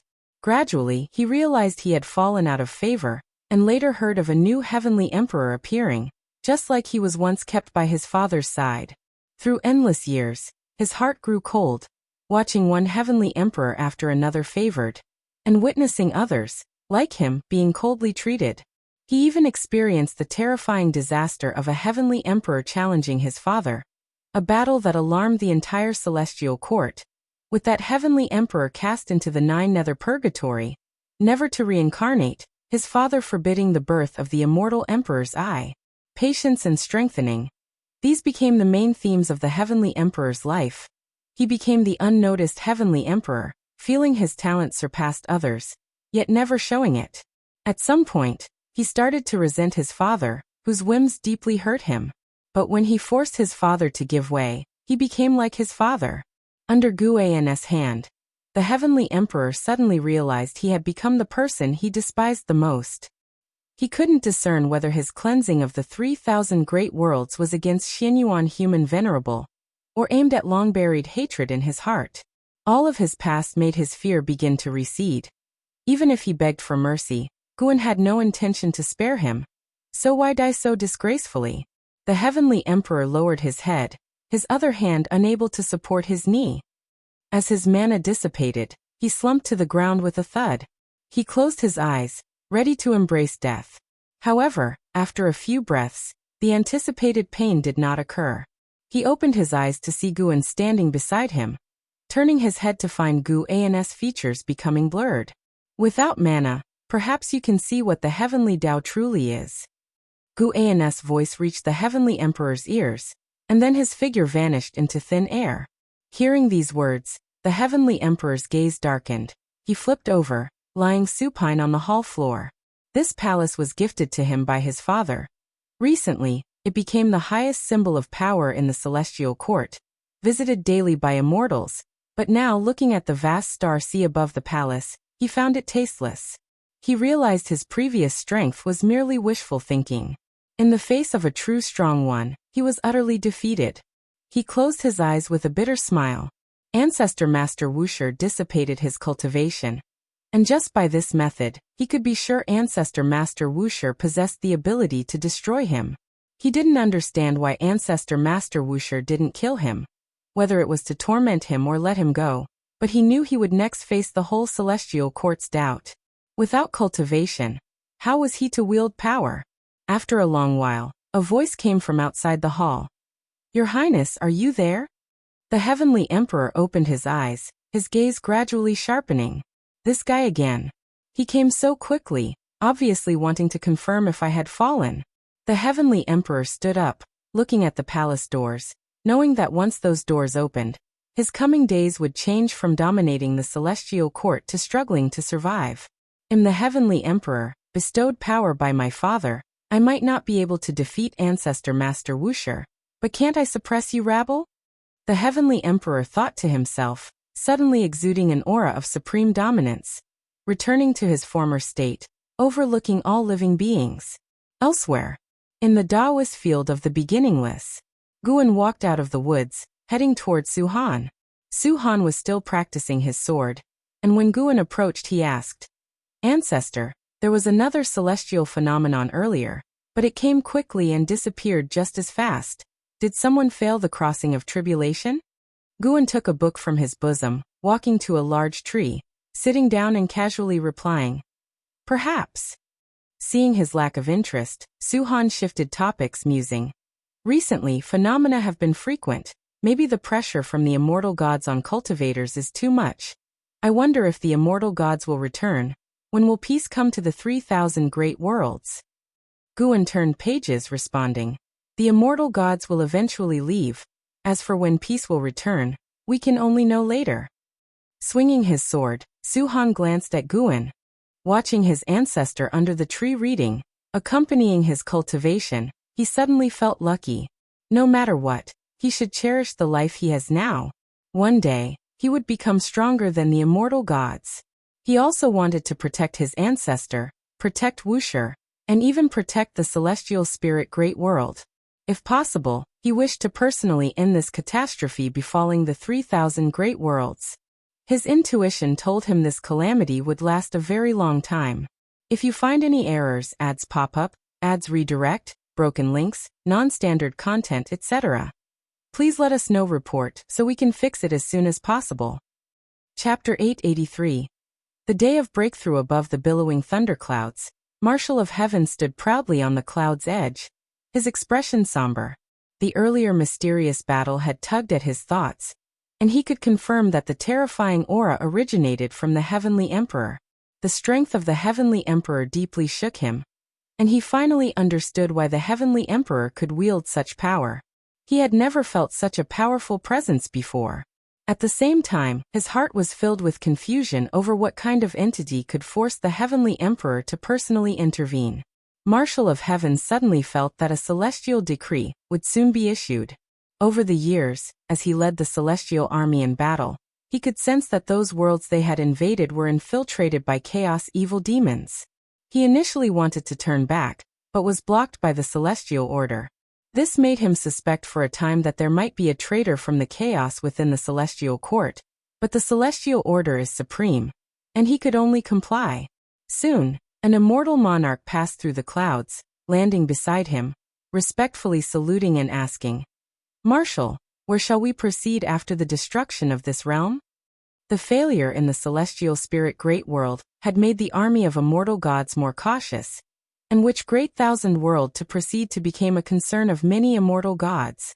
Immortal gods are immortal, but this relies on the celestial Tao destiny, and each resurrection consumes their destiny or cultivation level. Dying once or twice is fine, but no immortal god wishes to die frequently. Marshal of Heaven was silent for a moment, then said, "Wait for my orders." The immortal monarch, hearing this, secretly sighed in relief, then saluted and withdrew. Marshal of Heaven continued to stand on the cloud's edge, waiting, closing his eyes, lost in thought. Several days later, he suddenly opened his eyes to see a beam of golden light crossing the cosmic plane and swiftly arriving before him. He raised his hand to catch it, and the golden light dispersed into stars, merging into his body. After receiving the information, a look of surprise emerged on his face. The celestial decree has changed. The battle between Guan and the Heavenly Emperor outside the 3,000 great worlds had caused a great stir, but within the 3,000 great worlds, there was little reaction. The worlds ravaged by the immortal gods continued to suffer the invasion of chaos evil demons, while those yet untouched anxiously awaited the arrival of the immortal god army. Guin continued with his usual routine, picking ripe medicinal herbs, and venturing to other great thousand worlds to harvest lifespans. When he saw the immortal god army turning back to hunt the chaos evil demons, he was quietly pleased. The heavenly emperor still had some sense. The reason Guin didn't kill him was partly due to Taihao's face, and partly because the celestial court should not be without a leader. Chaos is the most terrifying. Guin had no patience to create the peaceful world that all beings desired, but he could make those in power change their attitudes. After the heavenly emperor changed the celestial decree, he again busied himself dealing with the immortal gods. Although he lost his cultivation level, he rarely revealed his aura in daily life, and he could still harness the celestial Tao destiny, so he pretended his cultivation level remained, stabilizing the situation in the celestial court. However, Guin could see that some immortal gods were doubtful, hinting that the heavenly emperor would face even more troubles. At the same time, Guin also saw some immortal gods meeting alone with the entities of the Dark Heavenly Court, indicating that the Dark Heavenly Court chose this time to invade the 3,000 great worlds not merely due to a power vacuum, but with a hidden scheme. These matters were of no concern to Guin. He had no interest in helping the celestial court. Taking advantage of the chaotic situation to harvest lifespans was key. In his mind, he had only the responsibility to protect the celestial spirit great world. And as for other worlds, he could show mercy but would not impose responsibility upon himself. Time continued to pass. The war of the immortal gods became increasingly distant for the all beings of the celestial spirit great world. Their focus shifted from the immortal gods to the affairs of all under heaven.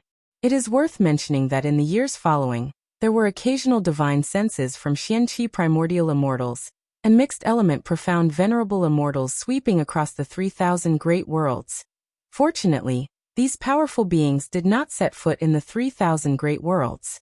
The celestial army led by Marshal of Heaven repeatedly clashed with the evil demons of the Dark Heavenly Court, sparking sensational battles.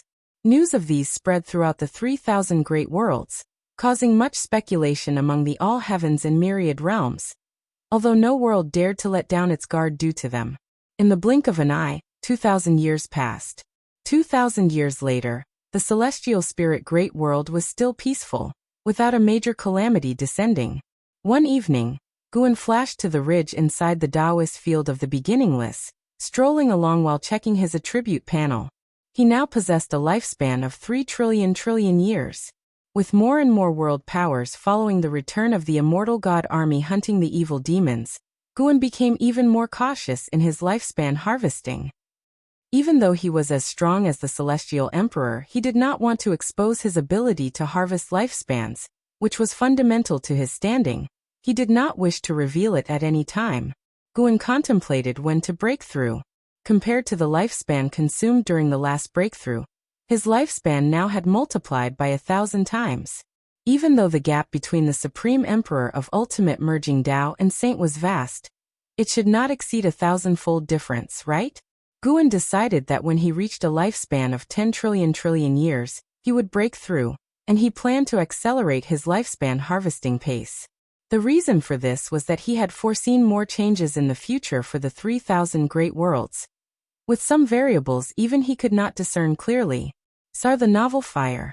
Net website on Google to access chapters of novels early and in the highest quality. The only current possibility for these indiscernible variables was because of that being Lord of the Celestial Court, Celestial Emperor. Once the Celestial Emperor was born, he might come looking for Guin, which was why Guin hoped to break through before then. Tomorrow, I should go and kill a few Tao Extreme Daluo immortals. An Xian thought to himself, his mood becoming delightful. A certain great thousand world was occupied by several Tao Extreme Daluo immortals. These Tao Extreme Daluo immortals were from the demon race of the Dark Heavenly Court, commanding innumerable demon soldiers and demon generals, making it difficult even for the immortal god army to breach. The reason Celestial Court hadn't sent stronger reinforcements was that battles surpassing Tao Extreme Daluo immortals were taking place on the edge of the Heavenly Tao. Unlike the last major war, where the Dark Heavenly Court only sent Emperor Bone Profound Venerable, this time, The dark heavenly court's onslaught was unending, which might also explain the celestial emperor's imminent return. Guan walked past the mountain ridge, descending the path alongside fields of medicinal herbs, seeing disciples at work. The ghost mother of ephemera was also there, guiding these disciples in cultivating high-tier cultivation herbs. Upon seeing Guan, she immediately stepped forward to greet him with a bow. Finally, you have some disciples to keep you company. It will be less burdensome for you in the future. Guan said with a smile, his tone full of praise. The ghost mother of ephemera struggled to contain her excitement, saying, "If it weren't for your assistance achieving the status of heaven-encompassing free immortal, how would those disciples come to pay homage to me? It's all thanks to your grace." These were her heartfelt words. Having killed Gu An's disciple, she had been a prisoner when taken into Wushi's fold, but now she was a Wushiji disciple, occasionally able to venture out. Her current cultivation level placed her as a formidable great power in the outside world. She always felt grateful to Guan, cherishing her current life. Guan encouraged, "I see all that you do. As long as you are willing, I will take you with me wherever I go in the future." With the ghost mother of ephemera by his side, he could peacefully enjoy a leisurely life. He truly planned to keep her with him in the future. If you find any errors, ads pop up, ads redirect, broken links, non-standard content, etc., please let us know report so we can fix it as soon as possible. Chapter 884. 10 trillion years lifespan. Upon hearing Gu An's words, the ghost mother of ephemera became even more excited and hurriedly thanked him. At the same time, she was startled in her heart. The master wants to leave the celestial spirit great world? It makes sense. After sheltering the celestial spirit great world so many times, she too would feel tired. Perhaps without such a powerful Taoist lineage like Wusher, the celestial spirit great world could have fewer major troubles. This was what the ghost mother of ephemera thought, and after a few simple words with Guan, he left, while she watched his departing figure and stood thinking for a long time. After contemplating for a long time, the ghost mother of ephemera decided not to think about it. After all, it's fine as long as she follows the master. She had been with Wusher for over 1 billion years and never felt bored, because here, she could constantly pursue the great Tao and never tire. The process of enlightenment was more satisfying to her than any pleasure in the world. In the underworld, the world was dim, shrouded in thick fog. CTH Naufer. Net website on Google to access chapters of novels early and in the highest quality. Zhang Buku and Suyu followed Emperor Bone Profound Venerable. Ahead loomed a tremendously majestic mountain, with a bottomless gorge in the middle, towards which they were heading. As they walked, Zhang Buku turned to look at a pile of white bones by the roadside, where 2 ghost souls seemed to be only 2 or 3 years old. Timidly looking at Zhang Buku. "Don't look at them. Despite their harmless appearance, they are the most terrifying cause and effect deep in the 9 netherworlds." The voice of Emperor Bone Profound Venerable came from ahead, prompting Zhang Buku to withdraw his gaze. Suyu, looking at the back of Emperor Bone Profound Venerable, frowned and asked, "We are already deep within the underworld. Though I've never been here, this place is called the Immortal God Forbidden Area. Who exactly are you looking for?" He had already integrated into the destiny of the Dark Heavenly Court, but he could no longer see through what the Dark Heavenly Court intended to do. Revenge against the Celestial Court? Replace the Celestial Court? Suyu always felt the Dark Heavenly Court was harboring an even greater plot, as if they were searching for something. This is indeed the Immortal God Forbidden Area because it was born before the Heavenly Tao. It is the source of reincarnation. This place has no hour, no cause and effect, and in the past it was nothing. But since the creation of the Heavenly Tao, more and more souls have fled here wanting to escape reincarnation, gradually leading to changes in this place. Emperor Bone Profound Venerable walked ahead, saying softly, "This place is called the 9 Netherworld Death Realm, an area where the Great Tao cannot intervene. There's a Supreme Being here. I represent the Dark Heavenly Court in inviting him to step into the world, and also to seek opportunities for you too." Emperor Bone Profound Venerable's words made Zhang Buku and Suyu even more curious. Zhang Buku couldn't help asking, "A Supreme Being? Someone comparable to the Heavenly Emperor Taishang, an ancestor Master Wusher?" Thousands of years ago, the battle between Heavenly Emperor Taishang and Ancestor Master Wuxia could be felt even by those like them, deeply engaged in the great Taoist dimensions. That overwhelming aura made them feel dwarfed in comparison. Far surpassing them, only that celestial emperor can compare. Emperor Bone Profound Venerable answered thus, pausing for a moment before continuing. Heavenly Emperor Taishang is indeed powerful, considered the most outstanding son of heaven. But compared to the celestial emperor, he's still far behind, whereas the being deep in the 9 netherworld death realm is so powerful that even the celestial emperor couldn't do anything to him. He is called the 9 nether emperor, and supposedly, his will was born at the beginning of chaos, later reshaping his body with the resentment chi of the 9 netherworld death realm. With unfathomable Tao practice. The 9 nether emperor. Siyu was hearing this name for the first time. And just the fact that he was born at the beginning of chaos made him feel immense pressure. Once a son of heaven, Siyu had a deep understanding of the great Tao, aware that many powerful beings and even Taoist lineages existed before the birth of the heavenly Tao. That vast chaos had witnessed countless golden ages, but for reasons unknown, chaos had become desolate, as if only the heavenly Tao had sentient beings, while within chaos were beings exiled by the heavenly Tao. Zhang Buku frowned and asked, if he's truly that powerful, why would he remain here? Emperor Bone Profound Venerable snorted without looking back. Humph, do you think all powerful beings want to touch the heavenly Tao? You better abandon that thought in the future. The dark heavenly court is here for revenge, but for those like the 9 nether emperor, the affairs of the heavenly Tao hold no allure. He could even create a similar destiny order to the heavenly Tao, but he sees no need in doing so. Zhang Buku wanted to ask, if that's the case, how can you persuade the 9 nether emperor? But as the words lingered on his lips, he felt that asking was meaningless.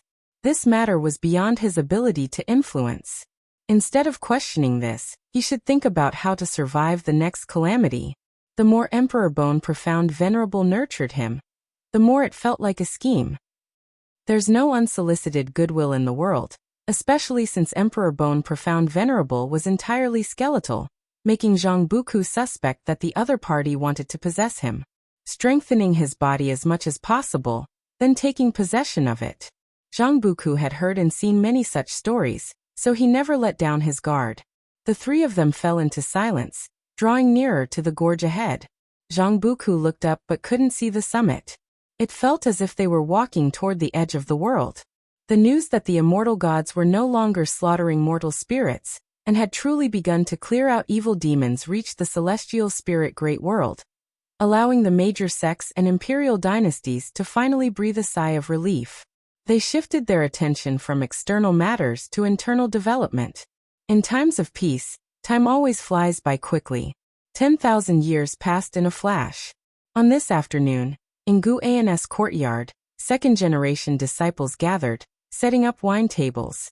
They were very happy because such days were rare, and they awaited Gu An's return. While waiting, they talked about worldly affairs, including the immortal demon war in the 3,000 great worlds. Nowadays, there was interaction between the 3,000 great worlds, so news about them also spread here. The term Dark Heavenly Court had entered the sight of all beings. They were curious about the origins of the Dark Heavenly Court and its relationship with the Celestial Court. Until Guan walked into the courtyard, all the disciples rose. Master, where did you go playing again? The celestial demon child laughingly asked. She recently broke through to innate golden immortal and often wore a smile.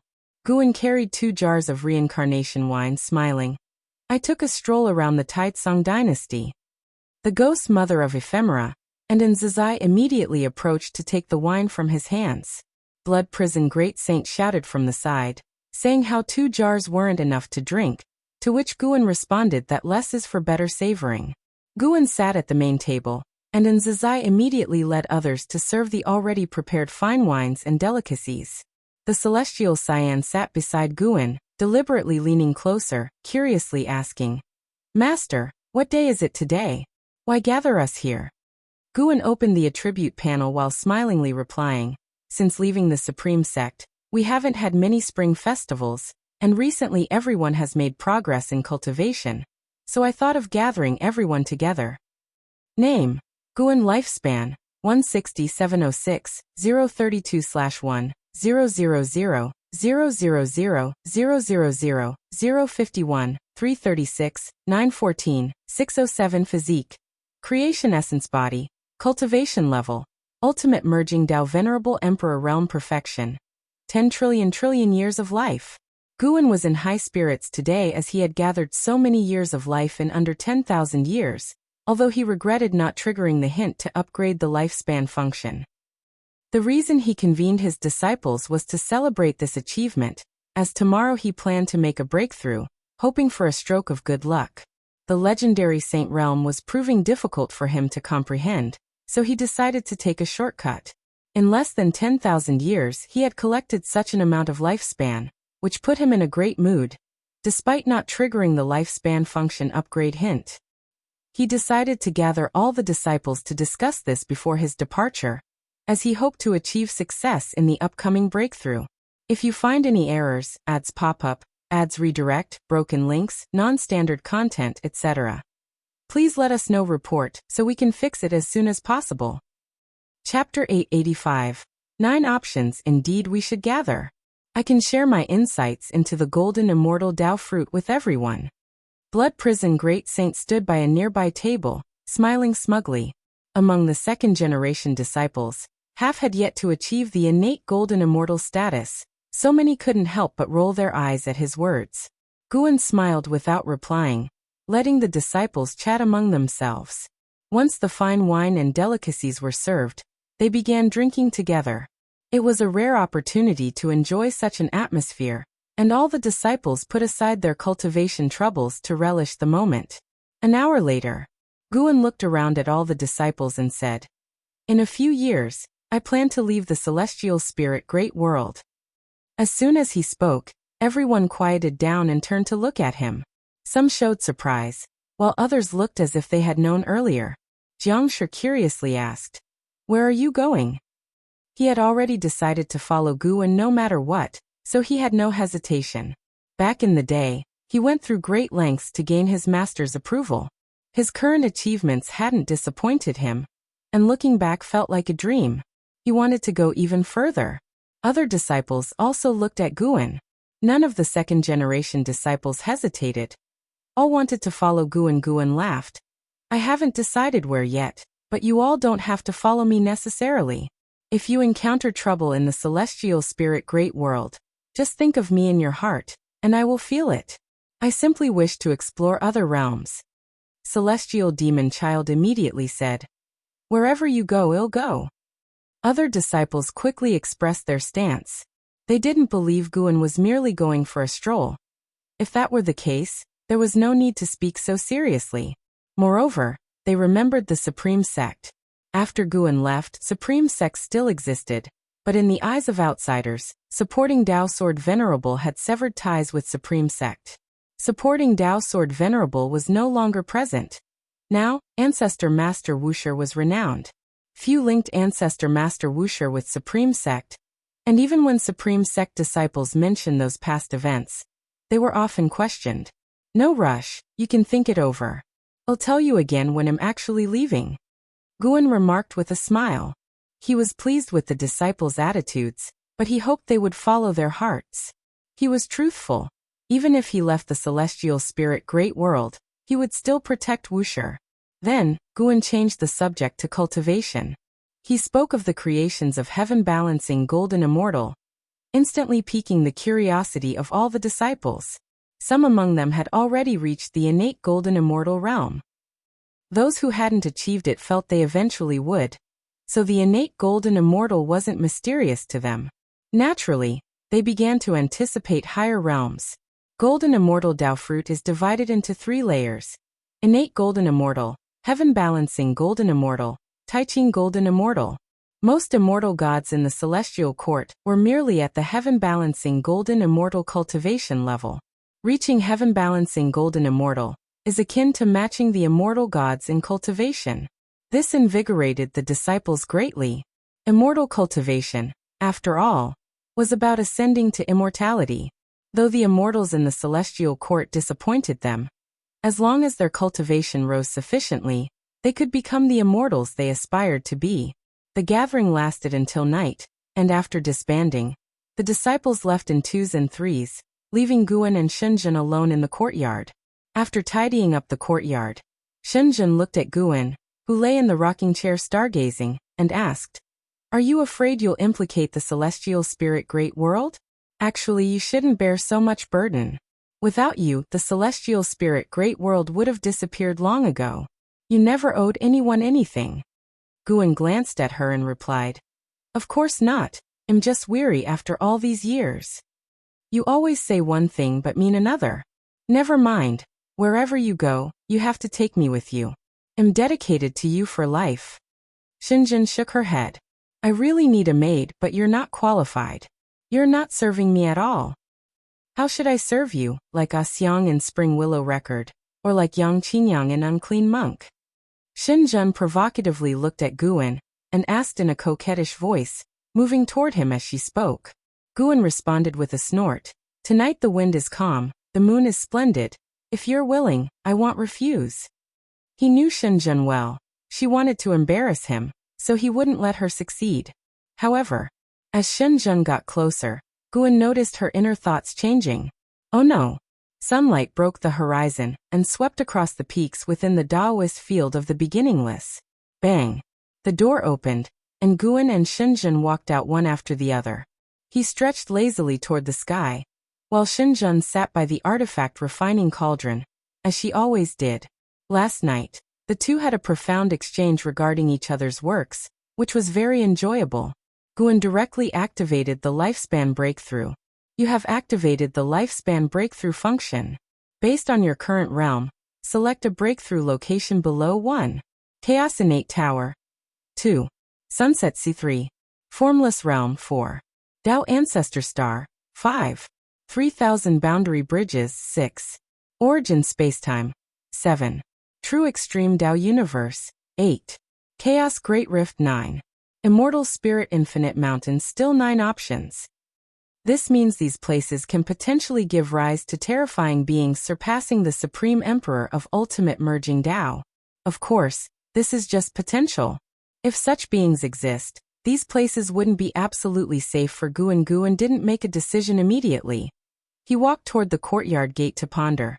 The names of these places seemed extraordinary, worthy of serious consideration.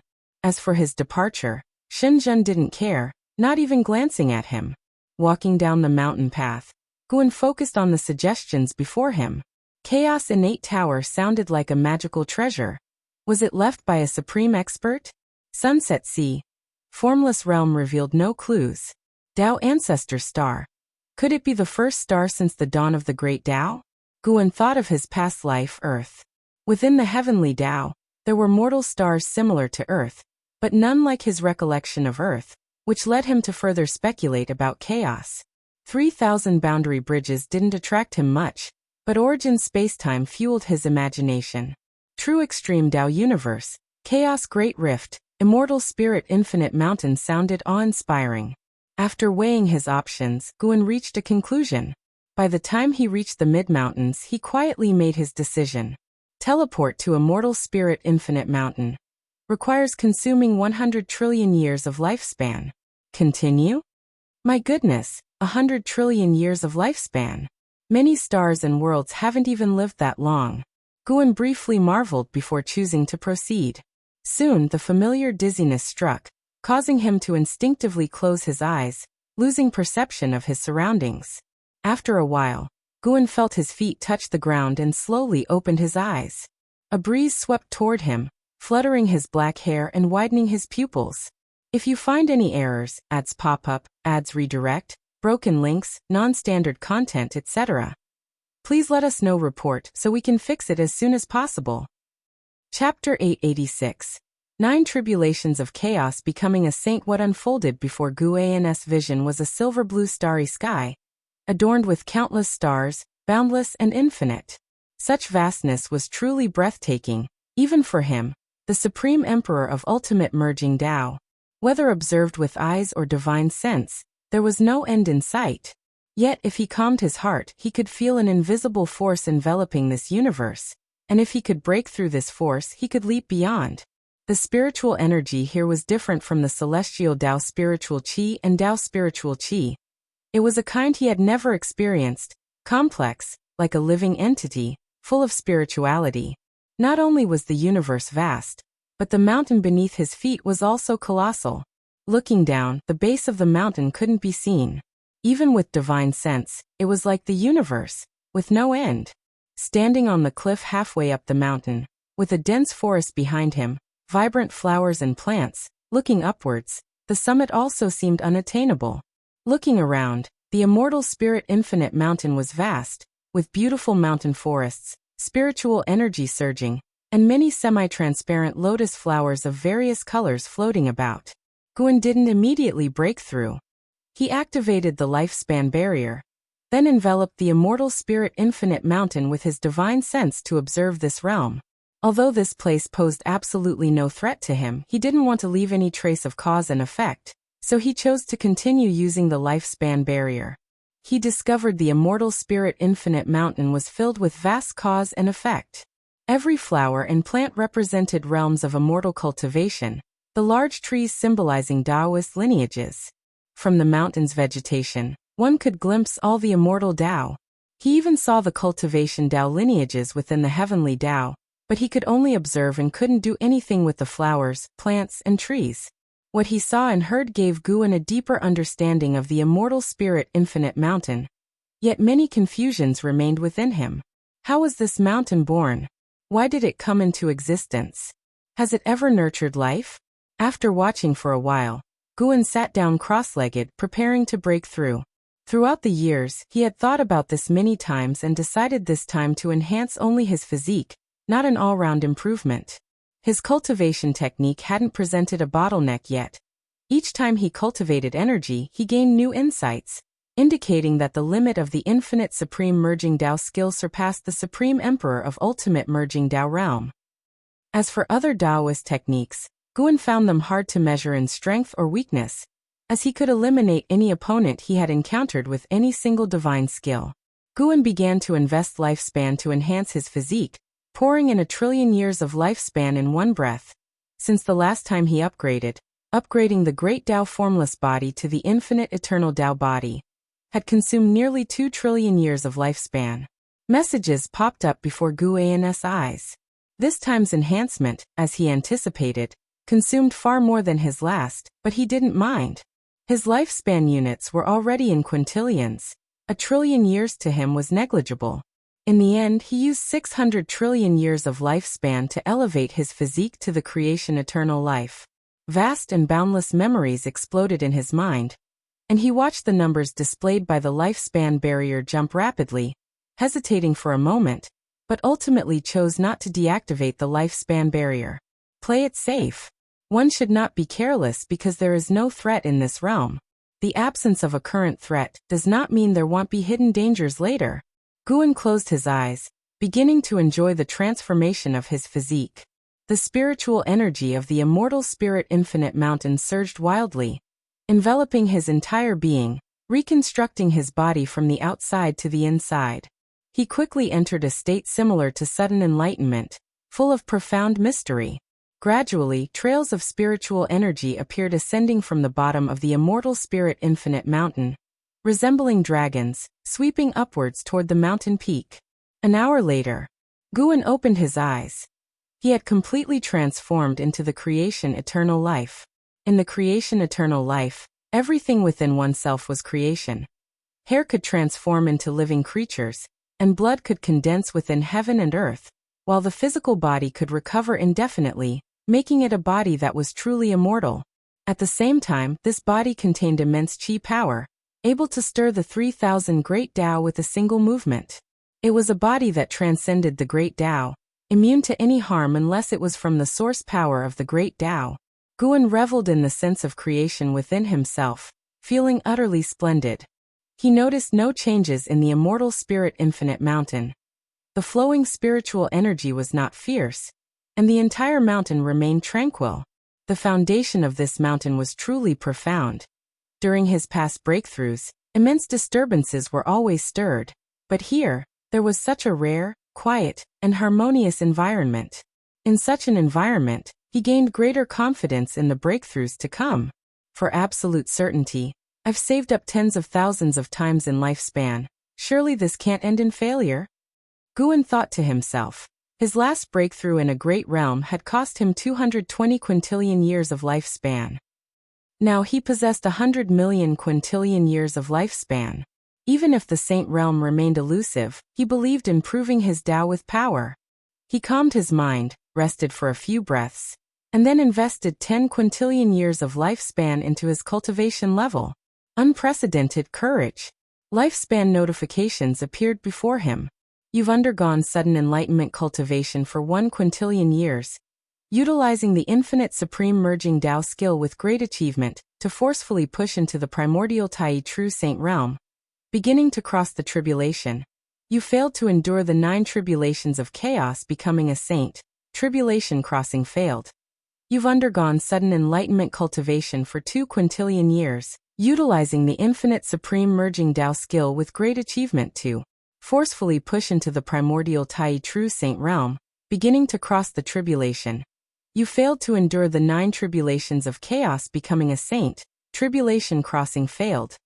No longer chi absorption cultivation, but sudden enlightenment cultivation. Primordial Tai true saint. True saint. It seems that above the supreme emperor of ultimate merging Tao lies the saint he comprehended in the profound abyss divine pool. This was a realm even the ancient heavenly court's great powers couldn't achieve till death. 9 tribulations of chaos becoming a saint? What is that? Is it really 9 types of tribulations? Guan pondered, seeing 10 quintillion years of lifespan all fail to break through. He did not care too much and continued to invest 10 quintillion years of lifespan. From the perspective of the starry sky, the immortal spirit infinite mountain seemed like a cosmic pillar, reaching beyond sight, enormous in size. Yet this immense mountain remained unmoving, with no phenomena occurring. Everything seemed so quiet. Yet this silence did not feel eerie. Instead, it was quite beautiful, calming the mind and lifting the spirit. Under the dim celestial vault, mountains stretched continuously. At the edge of a large lake among the mountains, 1 million people gathered here, among them Li Ye, who was meditating by the lakeside, contemplating the lake surface. A disciple flew over from afar, landing beside him, and asked nervously, "Master, the immortal gods can't take down that demon sect for a long time, and even show signs of defeat. Should we retreat?" Li Ye came back to his senses, glanced at him, and asked in return, "Why should we retreat? Have you forgotten our original intention? But with our strength, we can't intervene in this great war, and the immortal gods treated all living beings so poorly in the past. Why should we help them? If they really are defeated, if they die, they can revive, but if we die, we truly die." The more the disciple spoke, the more agitated he became, and hearing his words, the nearby disciples echoed, becoming agitated. Their miserable lives were all thanks to the immortal gods. They hated the immortal gods and hated the celestial court. Li Ye turned his head to look, wanting to persuade them, but seeing their eyes, he felt powerless inside. What right did he have to ask others to let go of their hatred? Li Ye suddenly felt that even if the immortal gods expelled the chaos evil demon and the human world returned to peace, hatred would still remain, and sooner or later, all living beings would seek revenge against the celestial court. But how formidable the celestial court is indeed, and he couldn't help but feel powerless thinking of their gazes. After the disciples vented for a while and all fell silent, Li Ye stood up, scanning all of them, and said, "For the sake of absolute security, I've saved tens of thousands of times of lifespan. We can't fail at this now, can we? If you find any errors, ads pop up, ads redirect, broken links, non-standard content, etc., please let us know report so we can fix it as soon as possible." Chapter 887. Breakthrough to the Primordial Tai True Saint Realm. Li Ye's voice echoed among the mountains, clearly heard by the million disciples. They were all people who had survived death.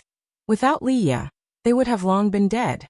Now hearing Li Ye's words, though they still felt anger in their hearts, they felt ashamed when they thought of many people waiting for rescue like they once did. Li Ye looked at all the disciples and felt a bit ashamed too.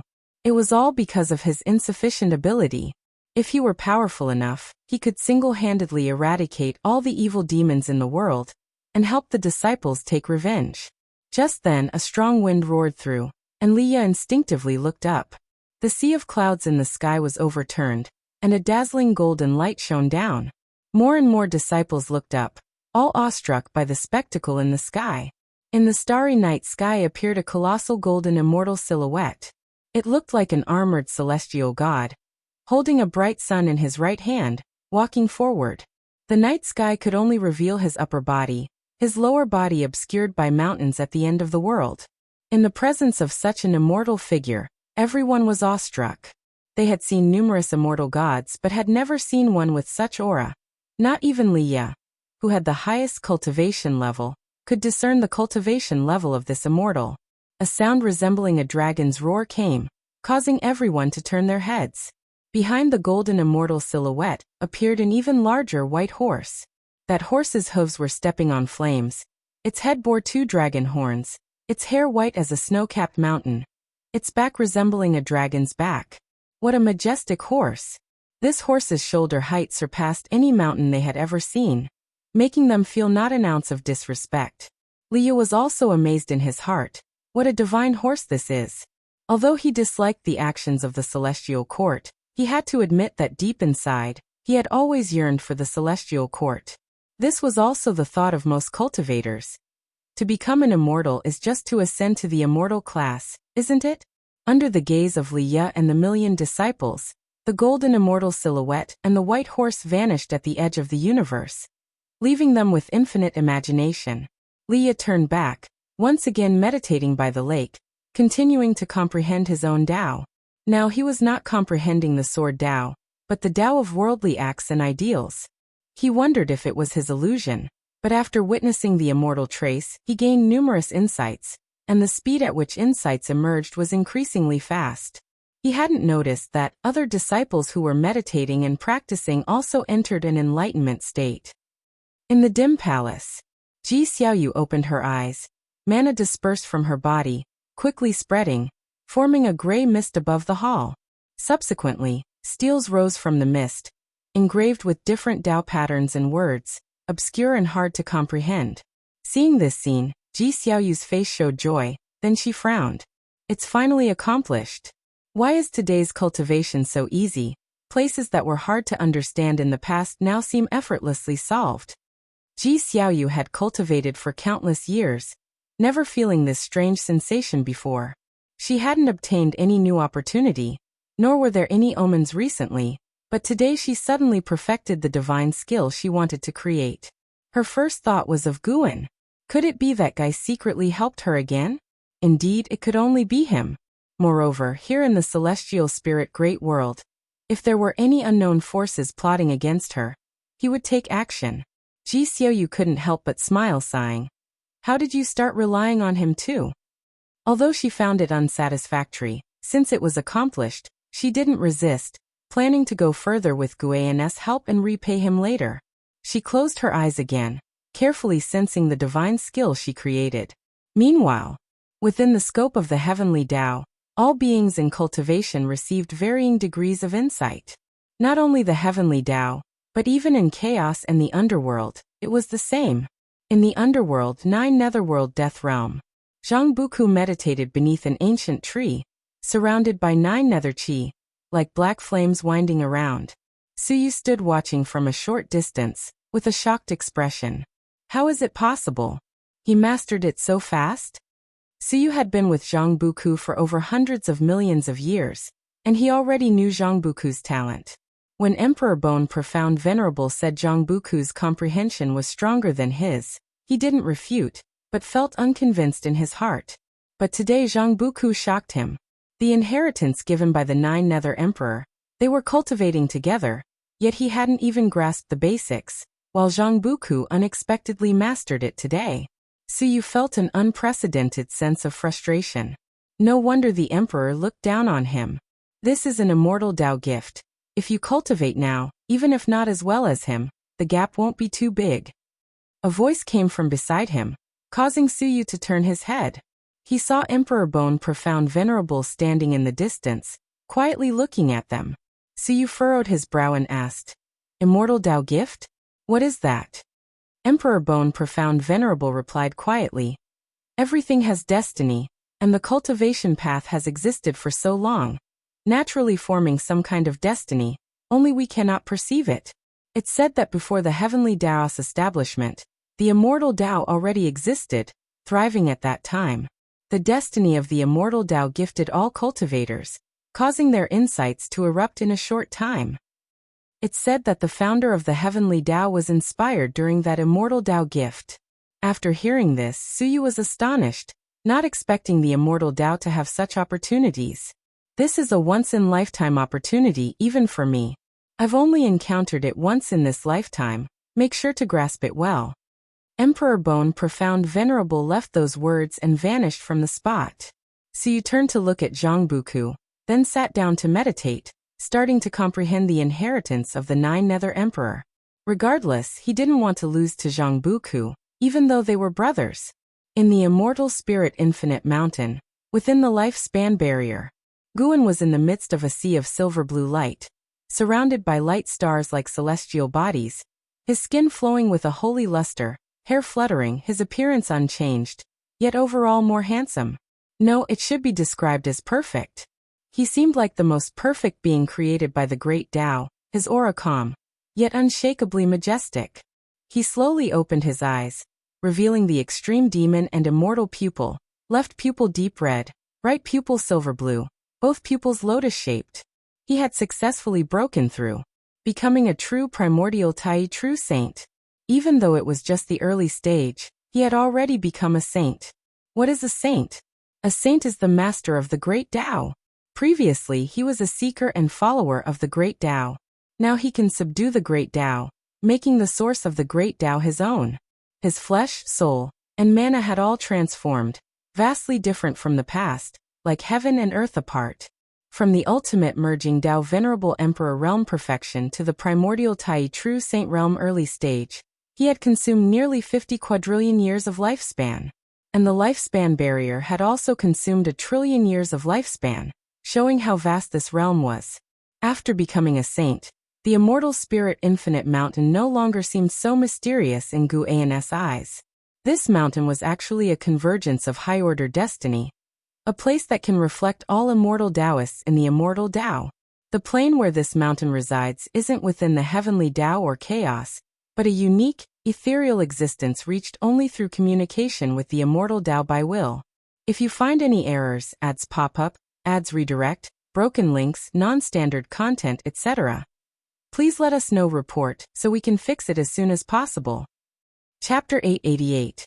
Immortals are not my equal. Guan sat in meditation on the spot, feeling the new realm. With just a thought, he could leap out of the immortal spirit infinite mountain. And he could even see the chaos and the heavenly Tao. The heavenly Tao was vast, but from his perspective within it, the heavenly Tao was just a drop in the vast sea of chaos. Guan discovered that the Supreme Emperor of Ultimate Merging Tao was indeed not alone in reaching the Celestial Emperor level. There were several Supreme Emperors of Ultimate Merging Tao within the chaos as well, though not as strong as the Celestial Emperor. More and more places appeared before his eyes, and he saw countless creations. Within the chaos, there were also heavens and earths, and there were cultivators who wanted to establish Taoist lineages with destiny like the Celestial Court, but compared to the foundation of the Celestial Court, they were far off. Having watched for a while, Guan withdrew his gaze. He decided to continue breaking through. He had 40 trillion years of lifespan remaining, and breaking through to the perfection realm was almost impossible, but reaching the middle stage was good enough. The gap between the early stage and the middle stage of the primordial Tai True Saint was undoubtedly vast and hard to surpass. After a dozen or so breaths, he closed his eyes and continued to break through. An hour passed in the blink of an eye. Upon opening his eyes again, he had already reached the mid-stage of the primordial Tai True Saint realm, with over 1 trillion billion years of lifespan left. He stood up and stretched his body, feeling light all over. Everything around seemed fragile and vulnerable to him. He did not immediately teleport back, but chose to observe for a while at the immortal spirit infinite mountain. Opening the lifespan barrier was to avoid leaving any cause and effect from the breakthrough. After succeeding in breaking through, he could use his own ability to hide the cause and effect.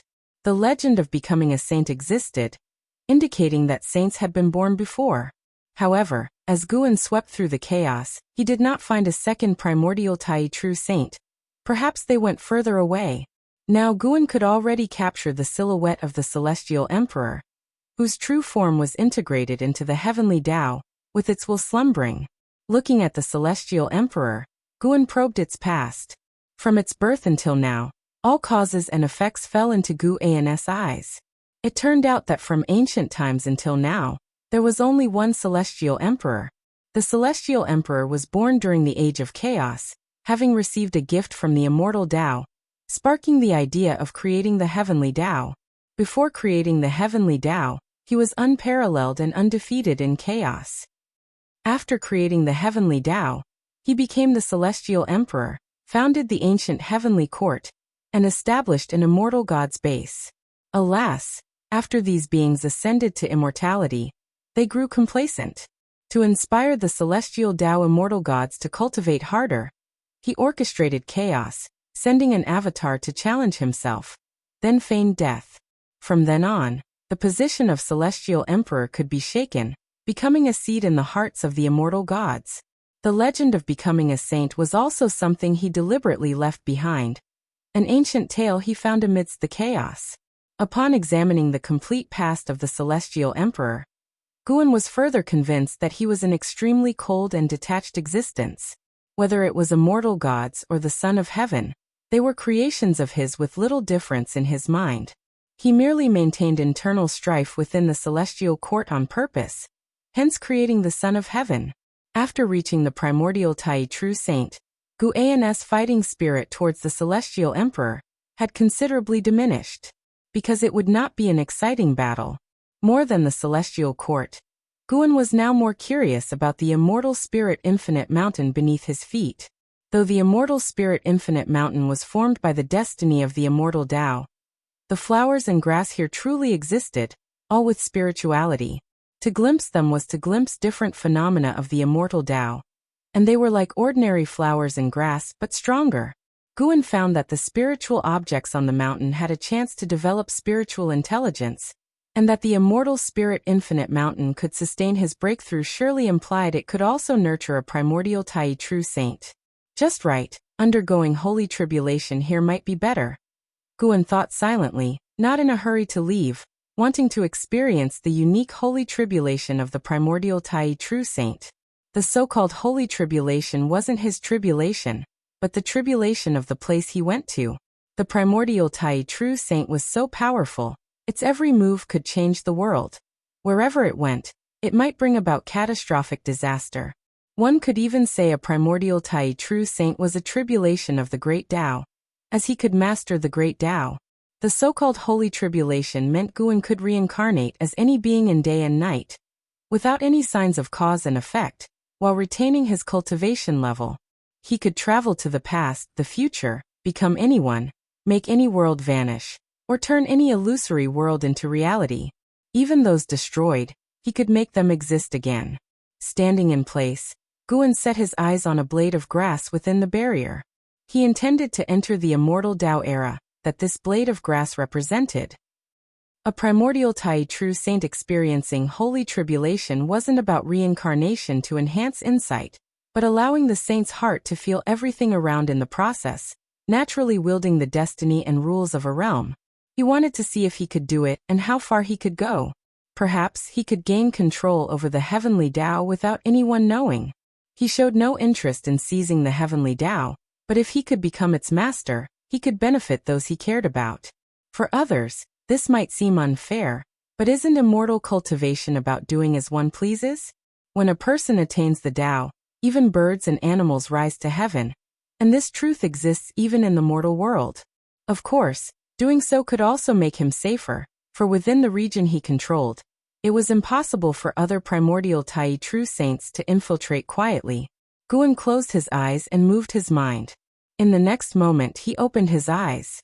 What unfolded before him was a vast blue celestial vault. He was standing on a sprawling square, with a long flight of stairs ahead, atop which stood a grand statue on a high platform. This statue, towering 100 jong high, appeared extraordinarily majestic, depicting a man in a Taoist robe, with a robust physique, holding a drawn sword pointed toward the celestial vault, exuding unrivaled momentum.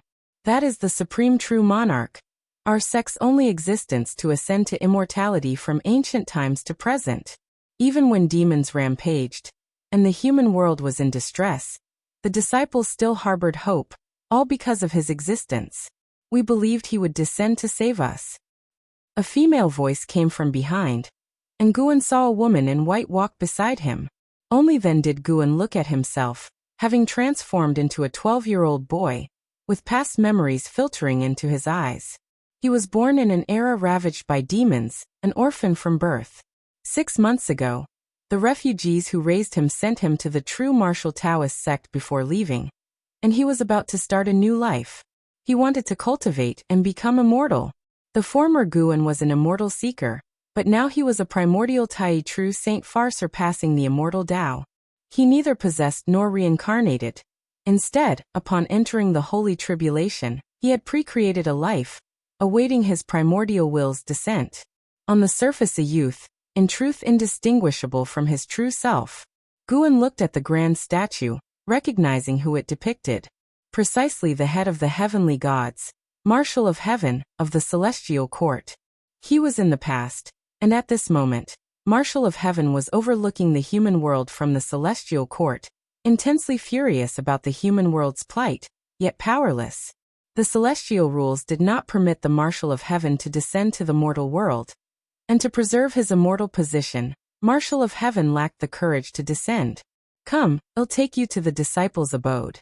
Tomorrow someone will take you to pay respects to your master, and after that, you can cultivate to become immortal. The woman in white looked at Guan with a soft voice, her exquisite face appearing aloof as if unsown by worldly concerns. Guan glanced at the statue of Marshal of Heaven and calmly replied, "Why cultivate immortality? Immortals are beneath me." Search the novel Fire. Net website on Google to access chapters of novels early and in the highest quality. If you find any errors, ads pop up, ads redirect, broken links, non-standard content, etc., please let us know. Report so we can fix it as soon as possible. Chapter 889. The so-called invincibility. This morning, Lin Sai embarked on the task given by her master, heading to mortal city of the true martial Taoist sect to select disciples with spirit roots, and bring them into the sect. Although she won't personally mentor them, the disciples she chooses will join her sect to cultivate, thus becoming part of her own people. Therefore, she took the selection very seriously. She took a liking to a young man. Though his clothes were tattered, his eyes showed a certain spark, making her feel that this young man might have an extraordinary future. Those who remain in the true martial Taoist sect, no matter how poor their aptitude might be, could not be too lacking. Hence her selection of disciples was essentially about choosing fateful connections. So she took the young man into the true martial Taoist sect. As per tradition, she first brought the new disciple to admire the divine statue of the supreme true monarch, and introduced him to the legends of the true martial Taoist sect. Nowadays, demons run rampant in the human world, with lands of the human race constantly falling. Lin Sai felt such entry rituals were important, at least to instill hope in the disciples' hearts. Yet unexpectedly, when this disciple saw the supreme true monarch, he spoke arrogantly, "The immortal gods are not as good as me." Lin Sai was stunned, her expression peculiar as she looked at Guan. Yet upon closer inspection, she didn't feel Guan was abnormal. Instead, she sensed an undefined charisma from him, inexplicably inducing a feeling of reverence within her. Unable to resist, she asked, "Kid, do you know what you're saying?" Guan looked at the giant statue of the Marshal of Heaven, but his gaze was upon the human world. Standing here, he began merging into the destiny of this realm. He didn't need to do anything, but if he could travel the world, this process would be faster. He came merely to experience the unique holy tribulation of the primordial Tai true saint. Guan turned his head towards Lin Sai, smiled, and asked, "Do you want to save this human world?" He had completely accepted his previous memories. Being able to come to the true martial Taoist sect was the result of the collective efforts of many refugees. He bore the hopes of many, With demons ravaging and the human race internally corrupt, this world resembled a great thousand-world blood-soaked by immortal gods. It's worth noting that this realm does not belong to the 3,000 great worlds. Having such a life, Guan intended to do something, at least to improve the lives of those who once pinned their hopes on him. Hearing this, Lin Sai frowned, displeased. We cultivators are bound to cultivate for the salvation of all living beings. To save the human world is not achieved by mere words, but through accumulated cultivation over time. You must possess sufficiently powerful cultivation to save the world. She thought Guan was being more and more outrageous. After speaking, still somewhat annoyed, she decided to say something harsh to let this kid face reality. Just as she was about to speak, Guan suddenly waved his hand. A refreshing breeze rushed towards her, making her eyes widen. Her vision was bathed in golden light, and her consciousness fell into chaos. Guan turned and left, heading toward the distant city gate, toward this vast world. Compared to the entire world, he was so insignificant. Yet this world appeared equally small in his eyes. A lifetime in the human world, an instant in the immortal realm. When Guan's consciousness returned from the holy tribulation, only a moment had passed in immortal spirit infinite mountain, yet he had lived for thousands of years in that world.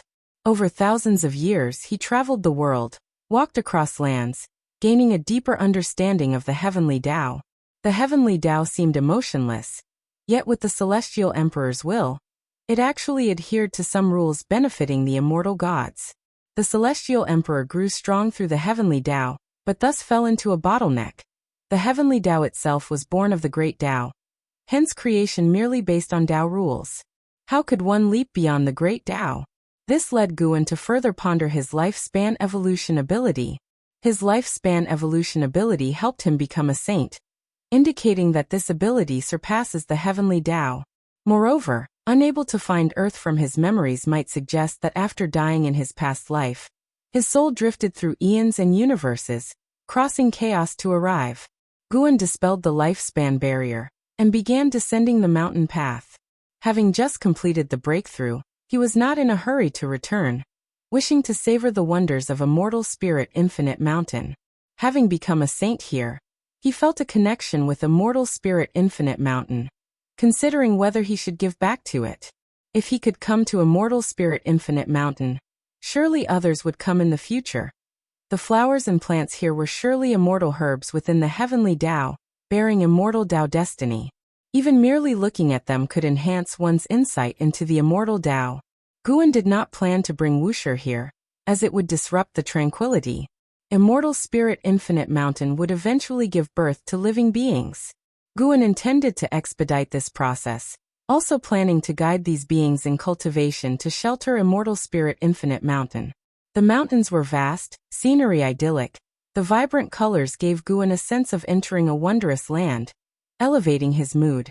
He saw many unfamiliar flowers and plants, giant fantastical trees. Even a stone here had spirituality. Fallen leaves absorbed into the soil became light stars in the wind, embellishing the majestic view of Immortal Spirit Infinite Mountain. After a long while, Guan stopped at a cliff edge, his gaze fixed on a purple flower standing steadfast against the wind. Within 7 steps, there were no other flowers or plants. It seemed to face the cosmic winds alone, exuding resilience. This reminded Guan of Lin Sai. Perhaps because of her, now he understood his current feelings. The world that should have faded with time was made real by Guan's intervention. The memories of all beings connected to that world underwent transformation. Thus he silently altered heavenly Tao reality. Receiving his guidance, Lin Sai and those acquaintances successfully saved the world, slaughtering demons worldwide. Lin Sai, achieving the highest merit, even secured a place among the immortal class. Guan already foresaw such outcomes upon deciding to change that world. Guan strode forward and sat beside the purple flower, beginning to cultivate, guiding the flower to absorb the celestial energy. In Immortal Spirit Infinite Mountain, there were no divisions of day and night. Guan remained there referring to heavenly Tao time for one day, then rose and departed. The purple flower showed no change, and Guan too seemed as if had never been there. Elsewhere, Guan returned to the Taoist field of the beginningless, observing the mountain and forest within. evoking a sense of time warp. Upon his return, he had reached the mid-stage of the primordial Tai True Saint realm, with none in the heavenly Tao at his level. With the previous holy tribulation, he could fully ascertain no one in the heavenly Tao was his match. In some sense, he attained the invincible status he once desired. Looking back now, his emotions were quite calm. Walking along upon meeting Wushiji disciples, he still smiled and nodded, leaving them flattered. The disciples would always be thrilled upon seeing him, aspiring to become extraordinary great powers like him, unaware of their ancestral teacher's further transformation. If you find any errors, ads pop up, ads redirect, broken links, non-standard content, etc., please let us know. Report so we can fix it as soon as possible. Chapter 890. Central Heaven. On the fourth day of becoming the primordial Tai True Saint, Guan's life remained very calm. On this day he was painting in the bamboo forest, while Sin meditated beside him, practicing the immortal Emperor's Eye. An Exian walked into the bamboo forest, came to Guan's side and saluted, then glanced at Sin, her heart secretly surprised. This child's comprehension in the immortal Emperor's Eye is actually this formidable. Back in the day when Sin entered Wuxia, his talent shocked all disciples, but as he climbed higher in rank, his talent was rarely mentioned. Although an Exian was surprised, she was not envious. After all, she had already mastered the immortal Emperor's Eye. If other disciples could also cultivate and attain the Tao, even surpassing her, she would sincerely be happy for them. She withdrew her gaze, looked at Guan and said, "Master, there is news from the celestial court, sent by Yang Jian." Guan, dressed in a black robe, continued painting and casually asked, "What news?" An Exian took out a piece of cyan jade and said, "His people said the message is hidden within this jade and must be viewed by you. Your immortal Emperor's I can see through its restriction. You can take a look." Guan's tone did not change at all, clearly not interested in this jade. An Exian hesitated for a moment, then used the immortal Emperor's Eye to peer into the cyan jade. Sin was already immersed in cultivation, and this bamboo forest was filled with Tao intent, enough to make him forget the outside world and not hear the conversation between Guan and an Exian. After a while, an Exian put down the cyan jade in her hands, and she looked at Guan with surprise and said, "Master, the celestial court truly changed the celestial order. That Son of Heaven discovered the real evil demons. The celestial army will eradicate those demons, while also compensating for the harm done to all living beings. Yang Jian assured us if anything changes he will inform us immediately." Guan smiled and said, "That kid is thoughtful, indeed good news. In my view, it's not that the Son of Heaven discovered the real evil demons, but that he was intimidated by you," an Exian said with a smile, showing disdain for the Son of Heaven. The battle between Guan and the Son of Heaven was unknown to the 3,000 great worlds, but Guan's easy extermination of the immortal God's army was already spread wide. Since then, the immortal God's army dared not invade the celestial spirit great world, which was proof of Guan's intimidating power. There indeed exist real evil demons in the 3,000 great worlds. You've seen them before, and regardless of what that Son of Heaven is thinking, this calamity will continue for a long time until a powerhouse emerges strong enough to determine the outcome. Guan said this, putting down the pen and then leisurely appreciating his painting. An Exian curiously asked, "You are the powerhouse to determine the outcome. Will you intervene?" Guan replied, "I'll pass. I've done enough already." He rolled up the painting, tucked it into his sleeve, and stood up. "The message has been delivered. You should go cultivate. I'm going for a stroll." After Guan finished speaking, he brushed past an Exian, who turned to watch him leave. For some reason, she always felt her master had changed, but she couldn't pinpoint exactly how he had changed. Could it be that the master had another breakthrough? That's not right. At the master's realm, a breakthrough would be incredibly difficult and earth-shattering. Perhaps it's his mindset that changed, no longer caring about the outcome of the war in the 3,000 great worlds. "Master, have you decided where to go next?" an Exian asked, gazing at Guan's back. "I've decided." "Where to?" "To Central Heaven." "Central Heaven? What kind of place is that? Does it belong to the 3,000 great worlds?" It has yet to be born. Gu An's response left an Xian stunned until he disappeared into the bamboo forest. She snapped back to reality. Yet to be born? An Xian developed a strong curiosity about Central Heaven. Not yet born, yet able to attract her master to decide to go. What kind of world would that be? An hour later, Guan arrived at the Heavenly Spirit Tao Alliance and directly entered Ji Xiaoyu's Taoist palace, walking upon the grand hall with deliberate footsteps. Ji Xiaoyu, sitting cross-legged on the high platform, did not open her eyes and said, "Seeing me at this time, isn't it rude? Are you not afraid I'll be inconvenienced?" Guan walked towards her with a smile. "If I knew whether you were inconvenienced, it would be an offense, wouldn't it?" For some reason, although these days were calm, Guan felt something was missing, so he decided to visit Ji Xiaoyu. Ji Xiaoyu opened her eyes, gazing at him from afar and said, "These days, my comprehension has greatly increased. Is it because of you?" Guan knew what she referred to. His breakthrough on the immortal spirit infinite mountain had permeated creation throughout the immortal Tao, benefiting not only Ji Xiaoyu but all cultivators. The specifics couldn't be disclosed to Ji Xiaoyu, but he could admit that it stemmed from him. "I can feel your inner reluctance, so I gave you a helping hand," Guan smiled. Ji Xiaoyu nodded slightly after hearing this and then asked, "Today, why have you come to see me?" Guan paused and said, "Do you want to take a trip to the underworld? Aren't you very curious about everything there?" Ji Xiaoyu primarily cultivated the path of reincarnation, which has countless connections with the underworld.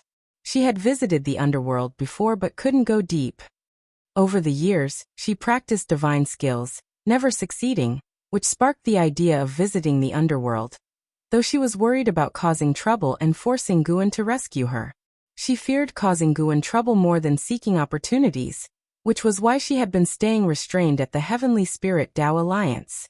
Although her cultivation progress while in seclusion was not explosive, it remained stable and secure. Ji Xiaoyu hesitated upon hearing Gu An's offer. Guan smiled, then turned around, and in an instant, their surroundings changed dramatically.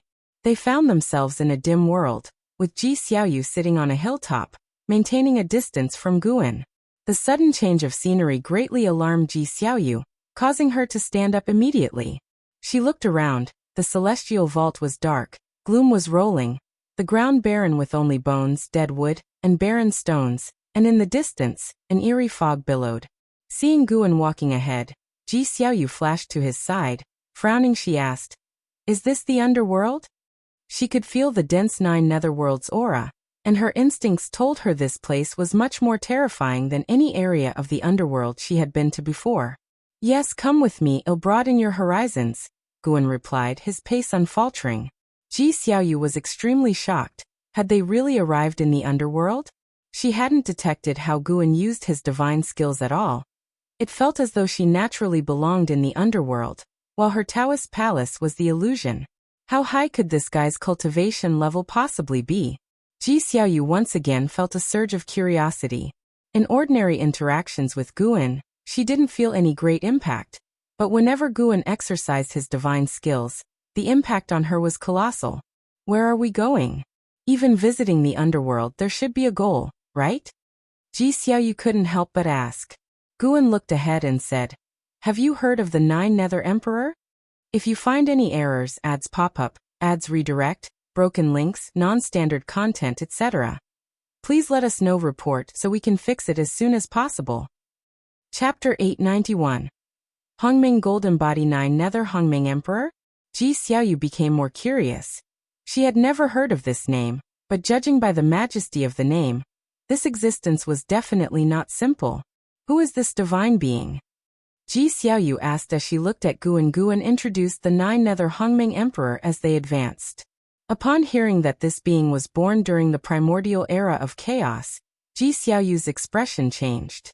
Such an ancient existence, what did Guan want to achieve by seeking him?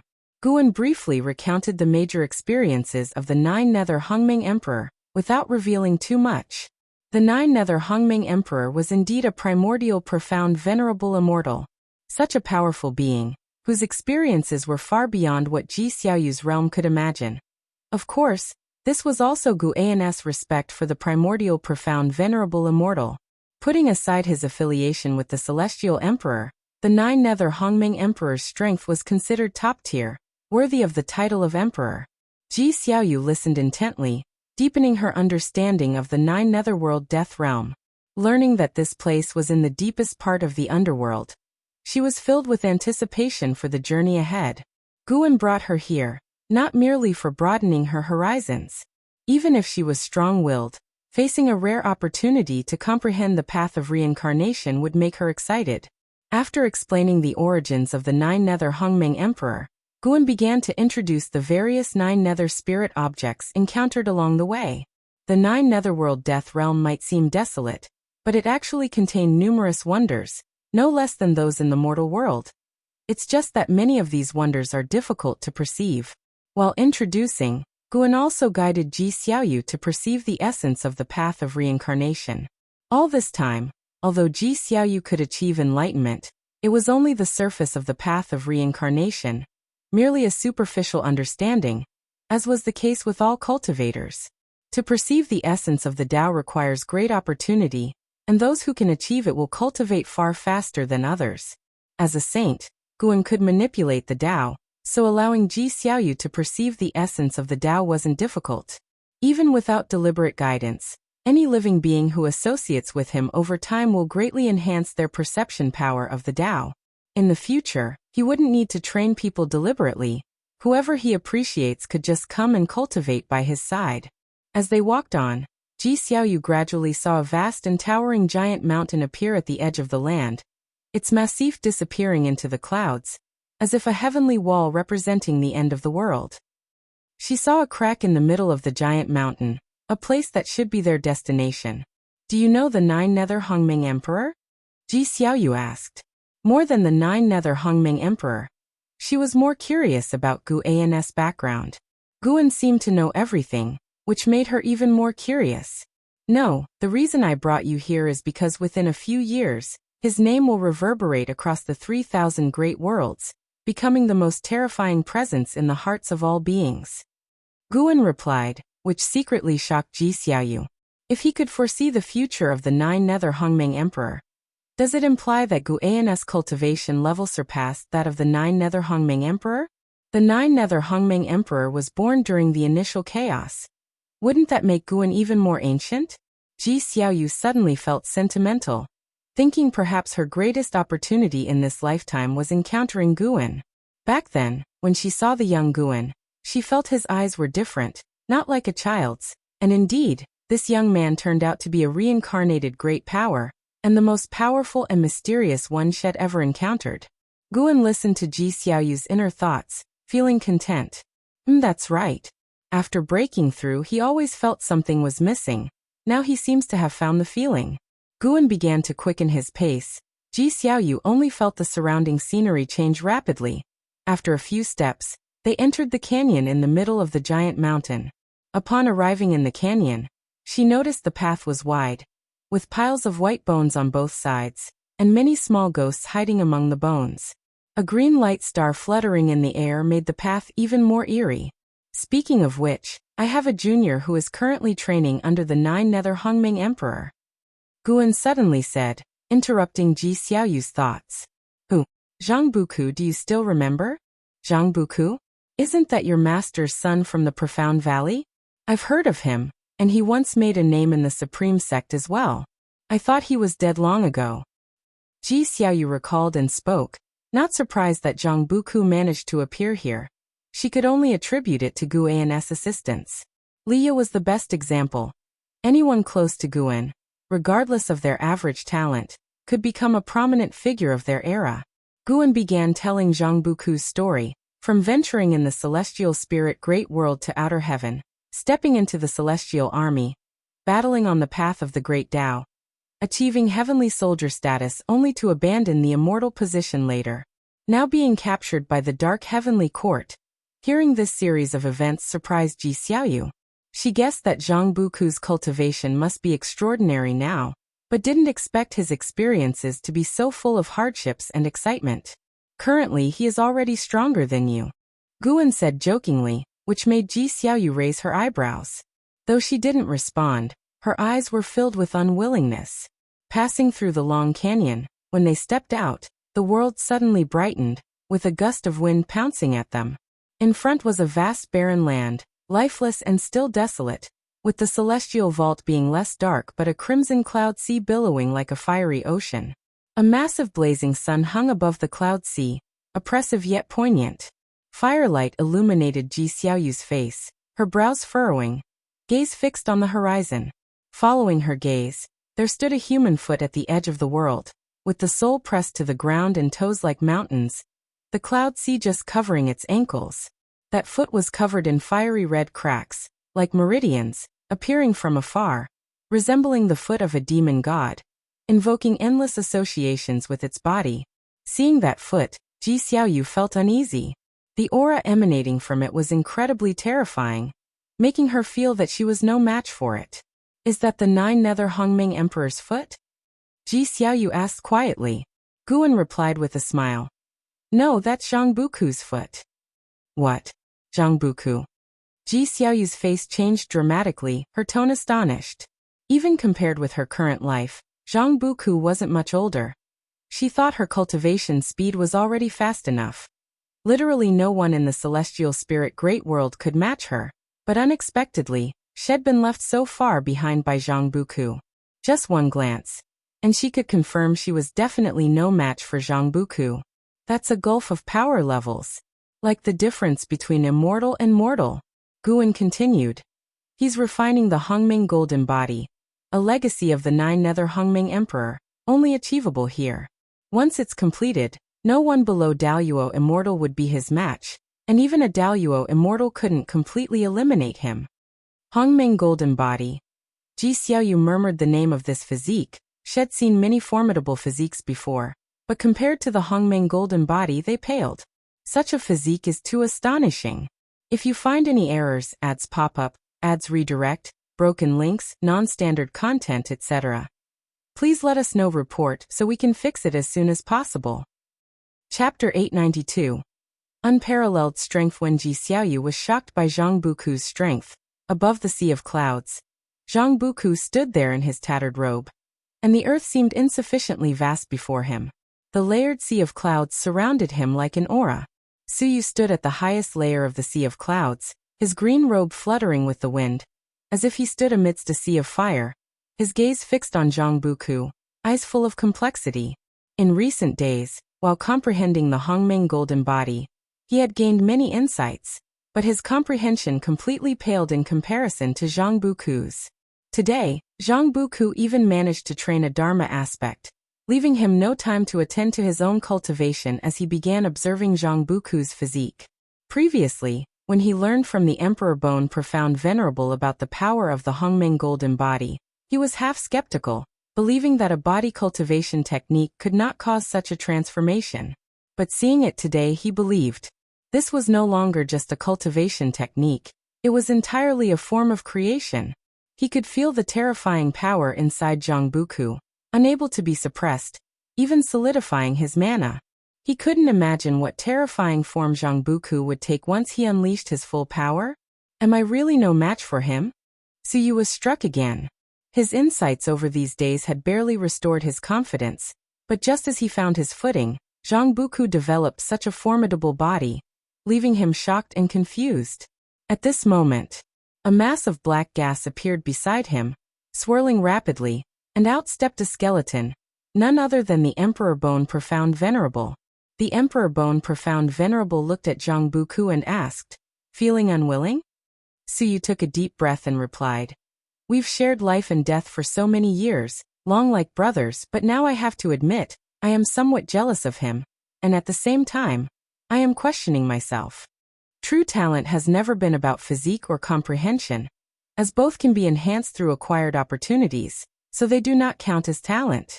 Talent is predestined, like this lad, predestined to comprehend the essence of the great Tao. No matter how hard you try, you cannot catch up to him. The Emperor Bone Profound Venerable's tone was very indifferent, as if talking about something commonplace. So you fell into silence. The winds rose, and the sea of clouds around him churned even more violently, like a fire sea surging. The Emperor Bone Profound Venerable seemed to sense something, turned to look, and Suyu snapped back, turning to look as well, soon frowning. Following their gaze, at the edge of the sea of clouds, a figure walked towards them, seemingly a woman judging by the silhouette, enveloped in gray air, making her true appearance indistinguishable. The approaching figure was Ji Xiaoyu. Ji Xiaoyu walked towards Suyu and the other two in the distance while glancing at Guan, asking, "What is the origin of that skeleton?" Guan walked alongside Ji Xiaoyu smiling. The Emperor Bone Profound Venerable from the Dark Heavenly Court, once belonged to the Heavenly Court Immortals. Ji Xiaoyu was silent for a moment, then asked, "With such an entity present, how do I confront Zhang Buku?" Guan looked ahead, smiling. "No worries, just make your move next and I will assist you. Feel my mana in detail." Although Ji Xiaoyu was puzzled, she chose to trust Guan. Guan had asked her to challenge Zhang Buku. Even though she had realized she wasn't a match for Zhang Buku, Guan's words still stimulated her competitive spirit. "Who are you?" The voice of the Emperor Bone Profound Venerable echoed, a hint of nervousness within. He couldn't see the true appearance of the other party, reminding him of the mysterious strong entity that had trespassed into the heaven-suppressing endless tower before. Is there really another such unfathomable entity in the heavenly Tao?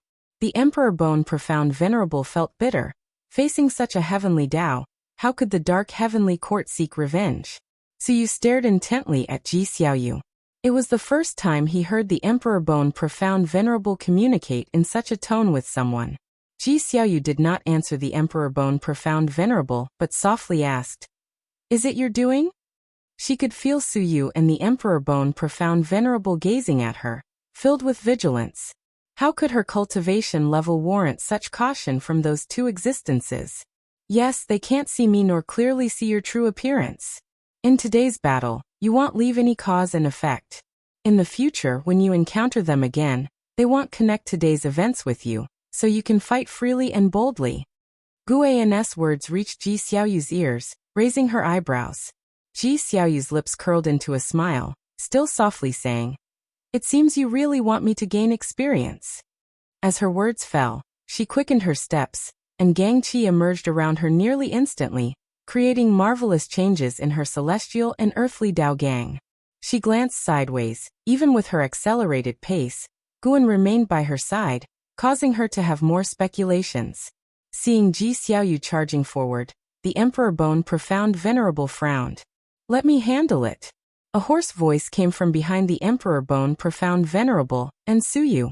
Suyu turned his head, only to see Zhang Buku had already opened his eyes, his pupils golden, staring intently in Ji Xiaoyu's direction, making him feel extreme pressure. Even though Zhang Buku wasn't looking at him, the pressure was immense. Boom! Zhang Buku's figure, larger than a mountain, suddenly rose, a mountain ridge-like arm lifting from the distant sea of clouds, carrying immensely terrifying momentum towards Ji Xiaoyu. The howling gale caused Suyu's robe to flutter violently. He could feel the surrounding space solidifying, a certain supreme suppressive force emerging abruptly, immobilizing him. After Zhang Buku's swing, the earth-like palm struck towards Ji Xiaoyu, plunging Ji Xiaoyu in sudden darkness. Ji Xiaoyu's right hand reached out with 2 fingers, and between the 2 fingers, a sword appeared out of thin air. The sword followed the finger's movement. As the sword tip aimed at Zhang Buku, her celestial and earthly Dao Gang suddenly condensed on the sword blade. Her gaze sharpened, and the treasure sword before the fingers shot out like an arrow, her long hair fluttering upwards. Subsequently, her pupils contracted sharply. Under her watch, her sword unleashed speed and momentum, far exceeding her expectations, piercing through Zhang Buku's palm, with golden blood splattering in the air. Zhang Buku's eyes widened, an expression of stupefaction on his face. Evidently, he hadn't expected his Hongming golden body to be so easily penetrated by the opponent. Suyu was equally stunned. Just now he observed Zhang Buku's body, finding it not only powerfully strong but also extremely tough. Such a body being casually pierced by the opponent with one sword? At this moment, the Emperor Bone Profound Venerable moved, his form disappearing out of thin air. He instantly appeared in front of Ji Xiaoyu, holding the heaven-suppressing endless tower that appeared in his hand to block. Endless murderous aura surged out, spreading like a boundless black sea, engulfing him and Ji Xiaoyu. Before Su Yu and Zhang Buku could react, the figure of the Emperor Bone Profound Venerable flew out from the rolling murderous aura, vaulting over their heads, disappearing at the horizon. This scene left both of them extremely astonished. Within the rolling murderous aura, Ji Xiaoyu continued advancing, her right hand pointing down with 2 fingers, and the treasure sword still suspended before her fingers. There was also a look of shock on her face, waves of astonishment surging within her heart. This kind of power. Clearly, she hadn't felt Guan's mana attached to her, yet her divine skills exhibited power thousands, tens of thousands of times greater. No. This incomparably strong power far exceeded her by millions of times. If you find any errors, ads pop up, ads redirect, broken links, non-standard content, etc., please let us know report so we can fix it as soon as possible. Chapter 893. Perfect Divine Skills. The battle is not over yet. Guan's voice reached Ji Xiaoyu's ears, bringing her back to her senses. Ji Xiaoyu immediately leaped up and flew towards the direction of Emperor Bone Profound Venerable. As she flew over Su Yu and Zhang Buku's heads, the two awoke from their stupor. Su Yu ascended into the sky and gazed toward Ji Xiaoyu's departing path, his eyes full of terror. Who on earth is that person? Su Yu muttered to himself, his tone filled with confusion. He looked at Zhang Buku and found that Zhang Buku hadn't turned around, only to see Zhang Buku staring at his pierced right hand palm with a furrowed brow, his golden pupils trembling. What's wrong with you? Su Yu asked Zhang Buku. Zhang Buku took a deep breath and said, It's nothing. Su Yu thought he had been hit hard and comforted him. Even that guy couldn't stop her. Don't try to compare yourself to her. Zhang Buku did not respond. In fact, he wasn't hit hard. He was also confused, but more than that, he was curious. The force that pierced his palm left a residual power within him. Under the influence of this residual power, he felt his body become lighter. Previously, he was indeed strong but too heavy. Moreover, he vaguely felt that some hidden dangers of the Hongming golden body had been eliminated. He couldn't say precisely which ones, but he just felt it. Could it be that the person earlier was there to help him?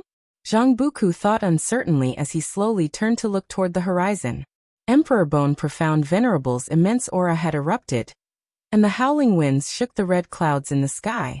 In the pupils of Su Yu and Zhang Buku, the figures of Ji Xiaoyu and Emperor Bone Profound Venerable were reflected, their minds shaken.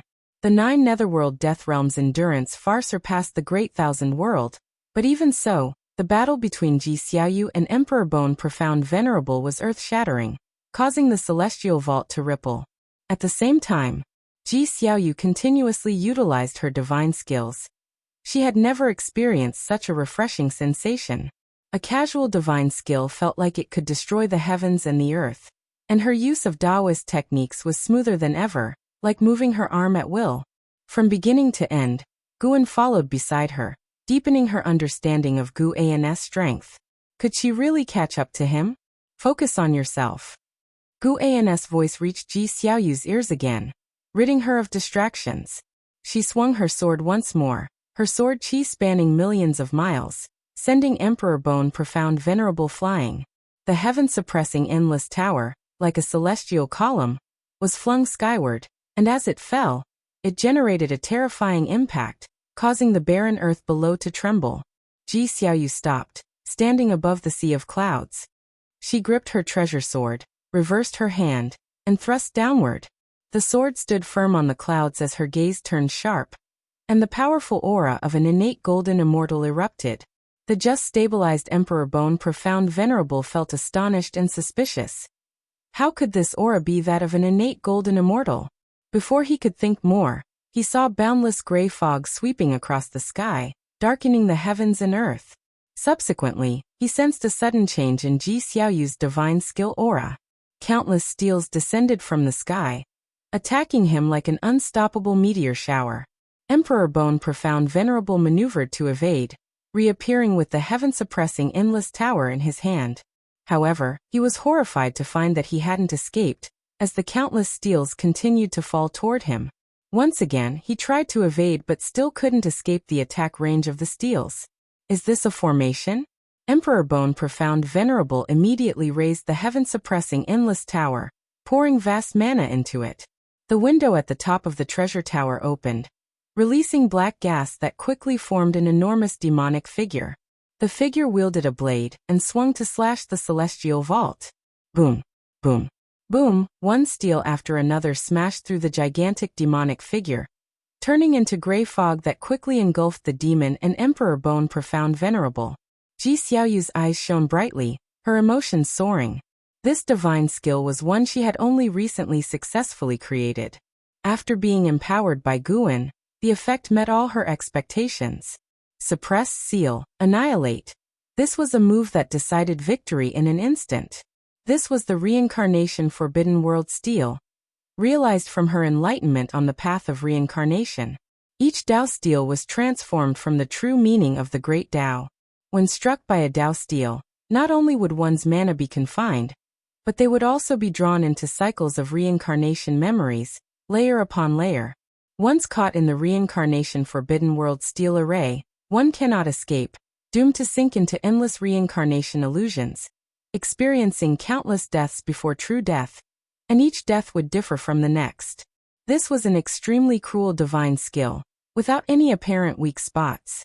Ji Xiaoyu had envisioned it for countless years, and after initially succeeding, she couldn't wield this divine skill in battle because opponents wouldn't wait for her to use it. If she couldn't draw the opponent into the array, it would be a wasted effort.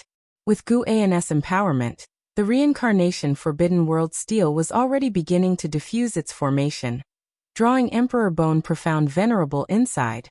By the time the Dao Steels manifested, Emperor Bone Profound Venerable couldn't escape. Ji Xiaoyu's robe flowed elegantly, immersed in this power. At this moment, she felt that no one could match her. Guan nodded slightly, thinking Ji Xiaoyu's creation of the divine skill was quite impressive, something he might also use in the future. The reincarnation Forbidden World Steel continued to suppress Emperor Bone Profound Venerable. Zhang Buku and Suyu watched Emperor Bone Profound Venerable with no ability to counterattack, both deeply shocked, yet they didn't flee, as they themselves had been captured by Emperor Bone Profound Venerable. An hour later, the world was silent, swirling dust covered the earth. Zhang Buku and Suyu, who had returned to their normal sizes, passed through the wind and sand, arriving at the ruins. They gazed at a pile of broken bones, remaining silent. Before today, they couldn't imagine how to defeat Emperor Bone Profound Venerable to escape, but seeing his pitiful defeat, their hearts also felt heavy. Truly, there are always those beyond others, skies beyond the skies. The entities they regarded as towering like the celestial vault could also be mere ants. Emperor Bone Profound Venerable's shattered bones began to tremble, causing Zhang Buku and Suyu to break free from their heavy emotions. On the other side, Guan and Ji Xiaoyu walked over the barren earth, at the end of which hung a chilling red moon. Ji Xiaoyu glanced at Guan and asked, "Did that skeleton earlier have a grudge with Zhang Buku?" She could sense Gu An's desire to teach Emperor Bone Profound Venerable a lesson. Although Emperor Bone Profound Venerable seemed not worth mentioning before her, she could sense his aura was unfathomable, far surpassing her realm. Although she suppressed Emperor Bone Profound Venerable the entire time, she hadn't truly exterminated him, which indicated Guan didn't intend to kill. However, each time she wanted to stop, Guan urged her to continue. This showed Guan was dissatisfied with Emperor Bone Profound Venerable, but wasn't to the point of wanting to annihilate him. Guan replied, "Yes, Zhang Buku and the others were captured, but I saw the future cause and effect of a teacher-disciple bond between Zhang Buku and him, so I didn't kill him." Ji Xiaoyu pursued further. "And what about Zhang Buku? Aren't you afraid of hitting him too hard?" Guan smiled without speaking, leading Ji Xiaoyu to feel the situation might not be as she thought. If you find any errors, ads pop up, ads redirect, broken links, non-standard content, etc., please let us know. Report so we can fix it as soon as possible. Chapter 894. Immortal Position. After concluding the battle with Emperor Bone Profound Venerable, Ji Xiaoyu followed Guan and continued a long journey. They seemed to have reached the limits of the world, where the celestial vault ahead turned pitch black, devoid of clouds and stars.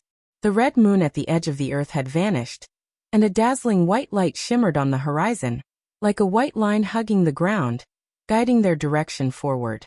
Ji Xiaoyu asked, "How much longer?" Guan looked ahead and replied, "Soon." "What, you already want to go back?"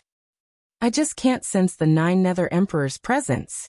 I know you want me to understand the path of reincarnation along the way, but the previous battle has benefited me immensely." Ji Xiaoyu spoke earnestly. With Gu An's assistance, she gained a deeper understanding of the reincarnation Forbidden World steel, and along with her perception of the path of reincarnation along the journey, she felt content and even eager to return to retreat.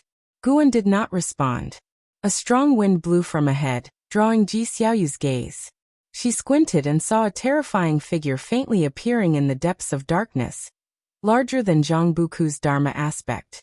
Even as she looked upward, she couldn't see the figure's shoulders. Guan halted, and Ji Xiaoyu followed suit. She gazed at the mysterious giant shadow ahead and softly asked, "Did we just happen upon it, or is it due to your divine skills?" Guan did not answer but said, "After 1 stick of incense's time, we will return. Observe his posture closely." Upon hearing this, Ji Xiaoyu intently studied the mysterious giant shadow. Could this be the 9 Nether Emperor? Even just observing his stance brought Ji Xiaoyu vast pressure. The 9 Nether Emperor was undoubtedly the most powerful presence she had ever encountered. Yet if the 9 Nether Emperor was the strongest, where did that leave Guan? As soon as Ji Xiaoyu conceived such a thought, she quickly extinguished it, realizing that guessing Gu An's strength meant nothing to her current self. She couldn't squander the opportunity Guan had arranged for her. The world was silent. Guan did not disturb Ji Xiaoyu. He too was watching the 9 Nether Emperor. The Celestial Emperor did not reveal his true cultivation level. The mixed element Profound Venerable Immortal was the highest realm. Yet among such immortals, the 9 Nether Emperor surpassed the Emperor Bone Profound Venerable, and was beyond comparison to the Heavenly Emperor. Guan could see that the 9 Nether Emperor was walking a path different from the Heavenly Tao, requiring no assistance from anyone. Regrettably, the 9 Nether Emperor had already been persuaded by the Emperor Bone Profound Venerable to join forces with the Dark Heavenly Court against the Celestial Court. The Celestial Emperor's cause and effect were also nearing, signaling an impending great battle that would eject the Celestial Court. Before ascending to sainthood, Guan had looked forward to this battle, but after becoming a saint, everything seemed predetermined, unchanged from the past. The 9 Nether Emperor sat in the darkness, unaware of the two watching him. He showed no sign of breathing, akin to a motionless mountain. 1 stick of incense's time quickly passed. Ji Xiaoyu withdrew her gaze, took a deep breath, and said, "Let's head back." As her words fell, her surroundings abruptly changed, returning her to the Taoist palace. She turned to look at Guan, only to see him heading towards the door. "The 9 Nether Emperor was completely unaware of our previous battle?" Ji Xiaoyu asked. Guan did not pause in his steps, saying, "If he could perceive it, I wouldn't dare bring you here." Ji Xiaoyu remained silent, watching him depart. After walking several steps forward, Gu An's figure vanished into thin air. Ji Xiaoyu lowered her gaze, raised her right hand, and a strand of sword qi emerged from her palm, deepening gradually.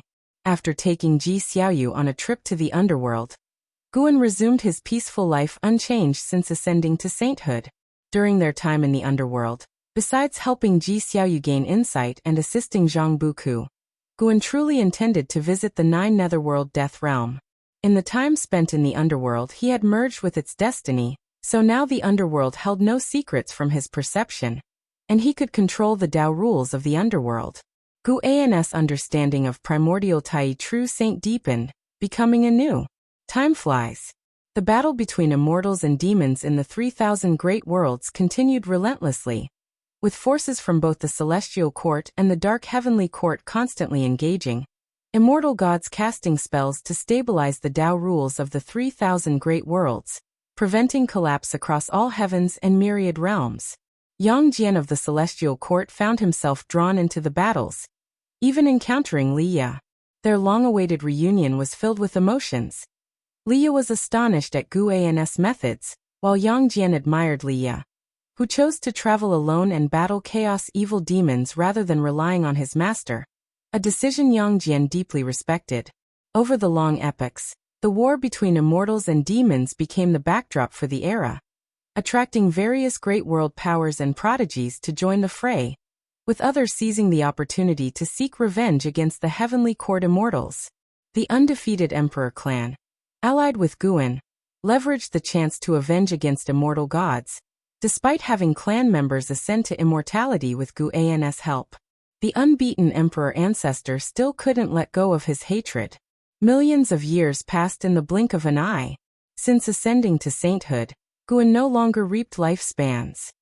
Instead, he relied solely on medicinal herbs for growth, which was slower than before but left him satisfied.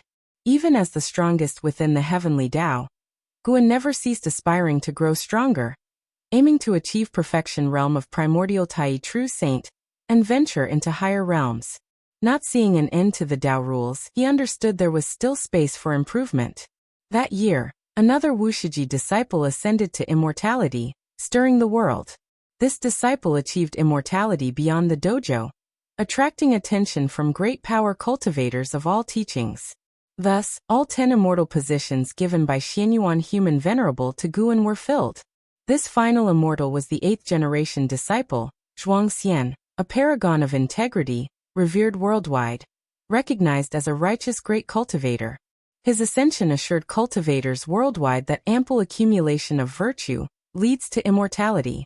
Guan stood on the cliff, wind at his face, watching as Zhuangxian was enveloped by the celestial Tao light, transported to the celestial court by its destiny, where he would transform into a heavenly court immortal. Finally, it's over. At last, I can leave. Guan whispered to himself, smiling as he began to look forward to life in a new world. And Zizai suddenly landed beside him, respectfully saluting. After the salute, Zizai hesitated to speak. Guan gazed into the distance, saying, "Have you ever considered whether his dissatisfaction stems from missing the immortal position or from something else?"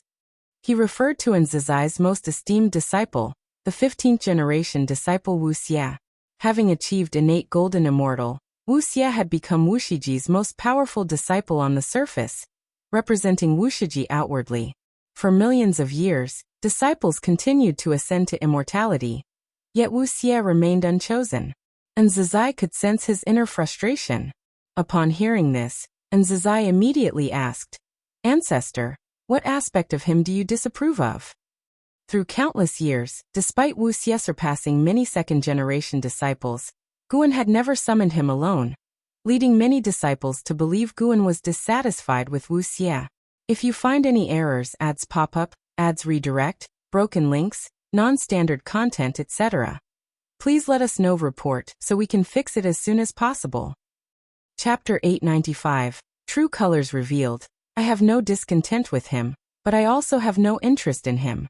The reason for not letting him ascend to immortality is that he cannot ascend. There is a cause and effect on him that you cannot see through, and the celestial Tao immortal position will expose his true nature.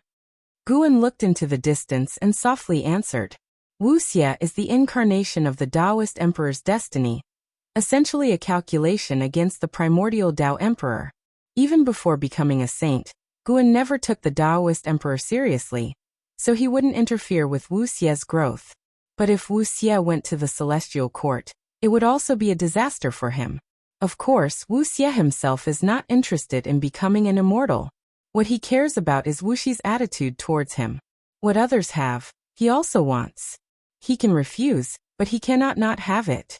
Zizai, upon hearing this, his face changed dramatically. Expose his true nature? Could it be that the Wuxia catastrophe that ancestors spoke of years ago is indeed Wu Xie? Zizai fell silent, digesting ancestors' words. Guan did not disturb him, and continued to gaze over the world. Soon, he would leave the celestial spirit great world, and now, what he saw before him were the little pieces of the past. Although he felt a sense of emotion, he was not reluctant. Even if he left, he could return whenever he wished. It's just that once he left, he would live in another world. "Ancestor, what do you think I should do to console him?" Zizai cautiously asked. Having spent so many years together, his affection for Wu Xie had deepened, and even if Wu Xie was truly the disaster, it was hard for him to handle. Guan turned around, looked at Zizai, and asked, "If you were made the master of Wuxia, would you be willing to take on this responsibility?" And Zizai as the master would inevitably favor Wu Xie, and by then, everything Wu Xie wanted would be within his grasp, naturally resolving his discontent. However, upon hearing this, Zizai was immediately terrified. He knelt down in a hurry and shouted anxiously, "Ancestor, you cannot abandon me. Wu Xie and my heart will never compare to you. I want to always be by your side to serve you." This was his true sentiment. Without Guan, he wouldn't have anything he has now and wouldn't have met Wu Xie. He was forever grateful to Ancestor, never wanting to leave Ancestor. Moreover, he knew that following Ancestor was the right path. Guan looked at Zizai and asked with a smile, "Do you truly think so?" And Zizai nodded and said, "I truly think so." "Then you should choose suitable candidates to manage the Wuxia, because not everyone can leave with me." "Ancestor, how can you be sure the disciples are unwilling to follow you?" And Zizai hesitated for a moment, then seriously spoke, noting the many disciples remaining at the Taoist field of the beginningless who were dedicated to the pursuit of the Tao. Guan planned to leave the celestial spirit great world to find a different environment to live in, so he was reluctant to bring too many, but hearing Zizai's words, he suddenly had another idea. His lips curled into a smile, thinking the new idea was very good and interesting. "From now on, you can ask the disciples. When the time comes, I'll leave with all who wish to follow me. But you must tell them that once they leave with me, they can't come back." Guan looked at Zizai and laughed softly. Zizai was delighted, as long as Ancestor agreed. He immediately thanked Guan on behalf of the other disciples, then left in a hurry. Guan stood on the cliff and looked for a while longer before disappearing.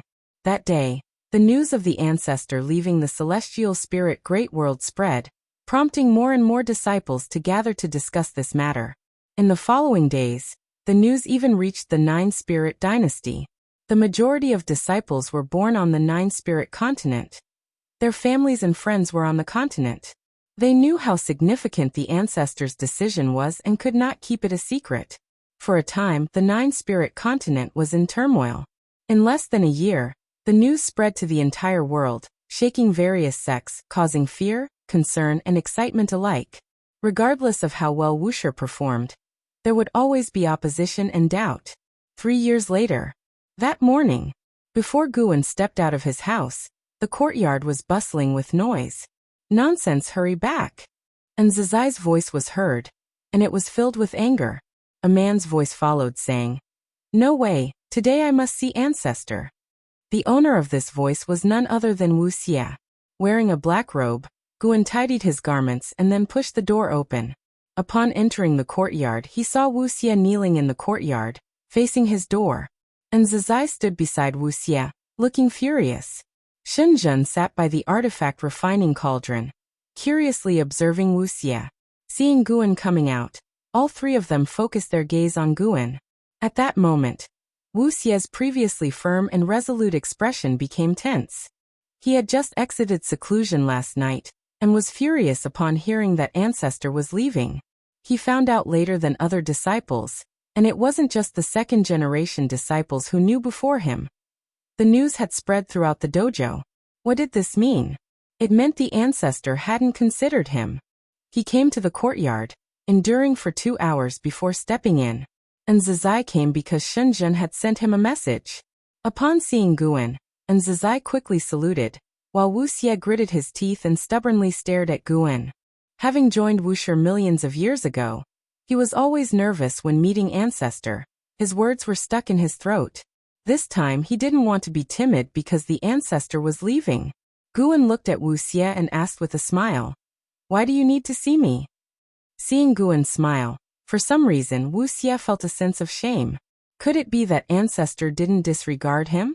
Upon thinking carefully, throughout these years, every time he saluted Ancestor, Ancestor would smile and nod at him.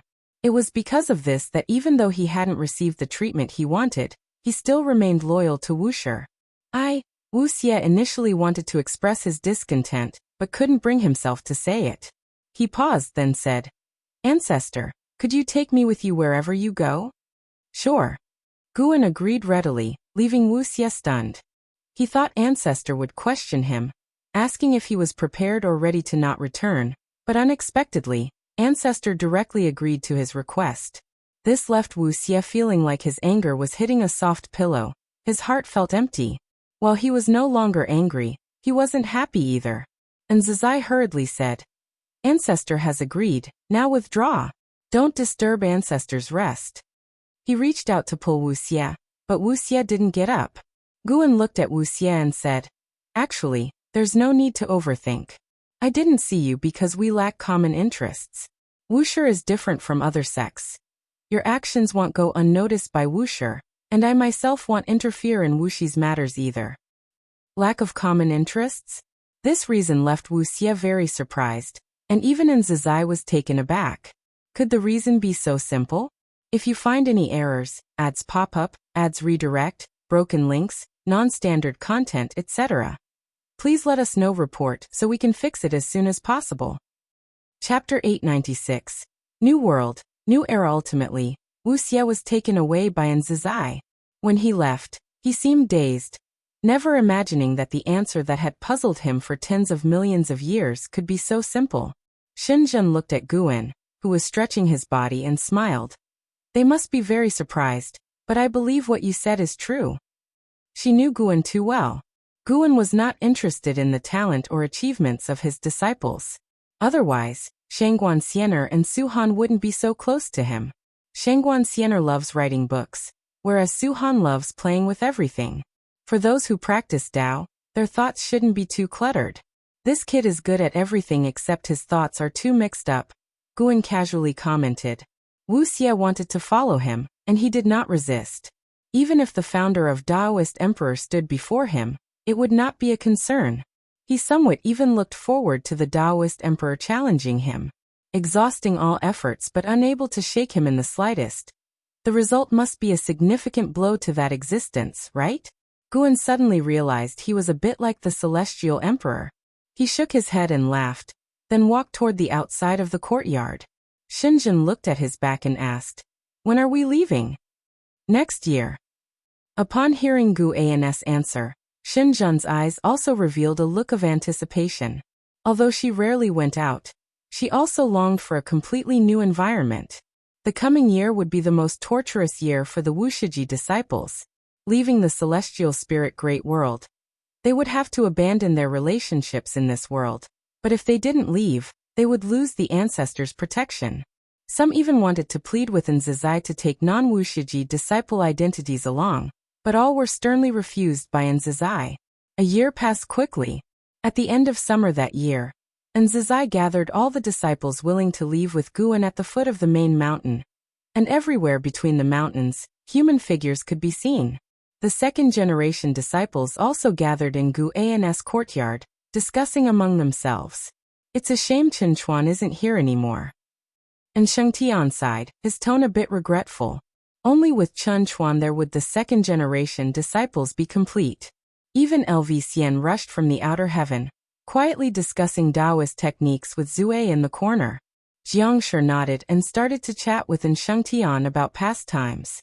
Other disciples were curious about the next world they were going to and how far the journey would be. The ghost mother of ephemera stood at the gate, looking at the figures of the disciples with a smile on her face, feeling it was so beautiful to maintain this moment. The days of upheaval and unpredictable life and death seemed like events in a previous life, so distant and blurry. Bang! The door of the attic swung open, and all the disciples turned their heads to look.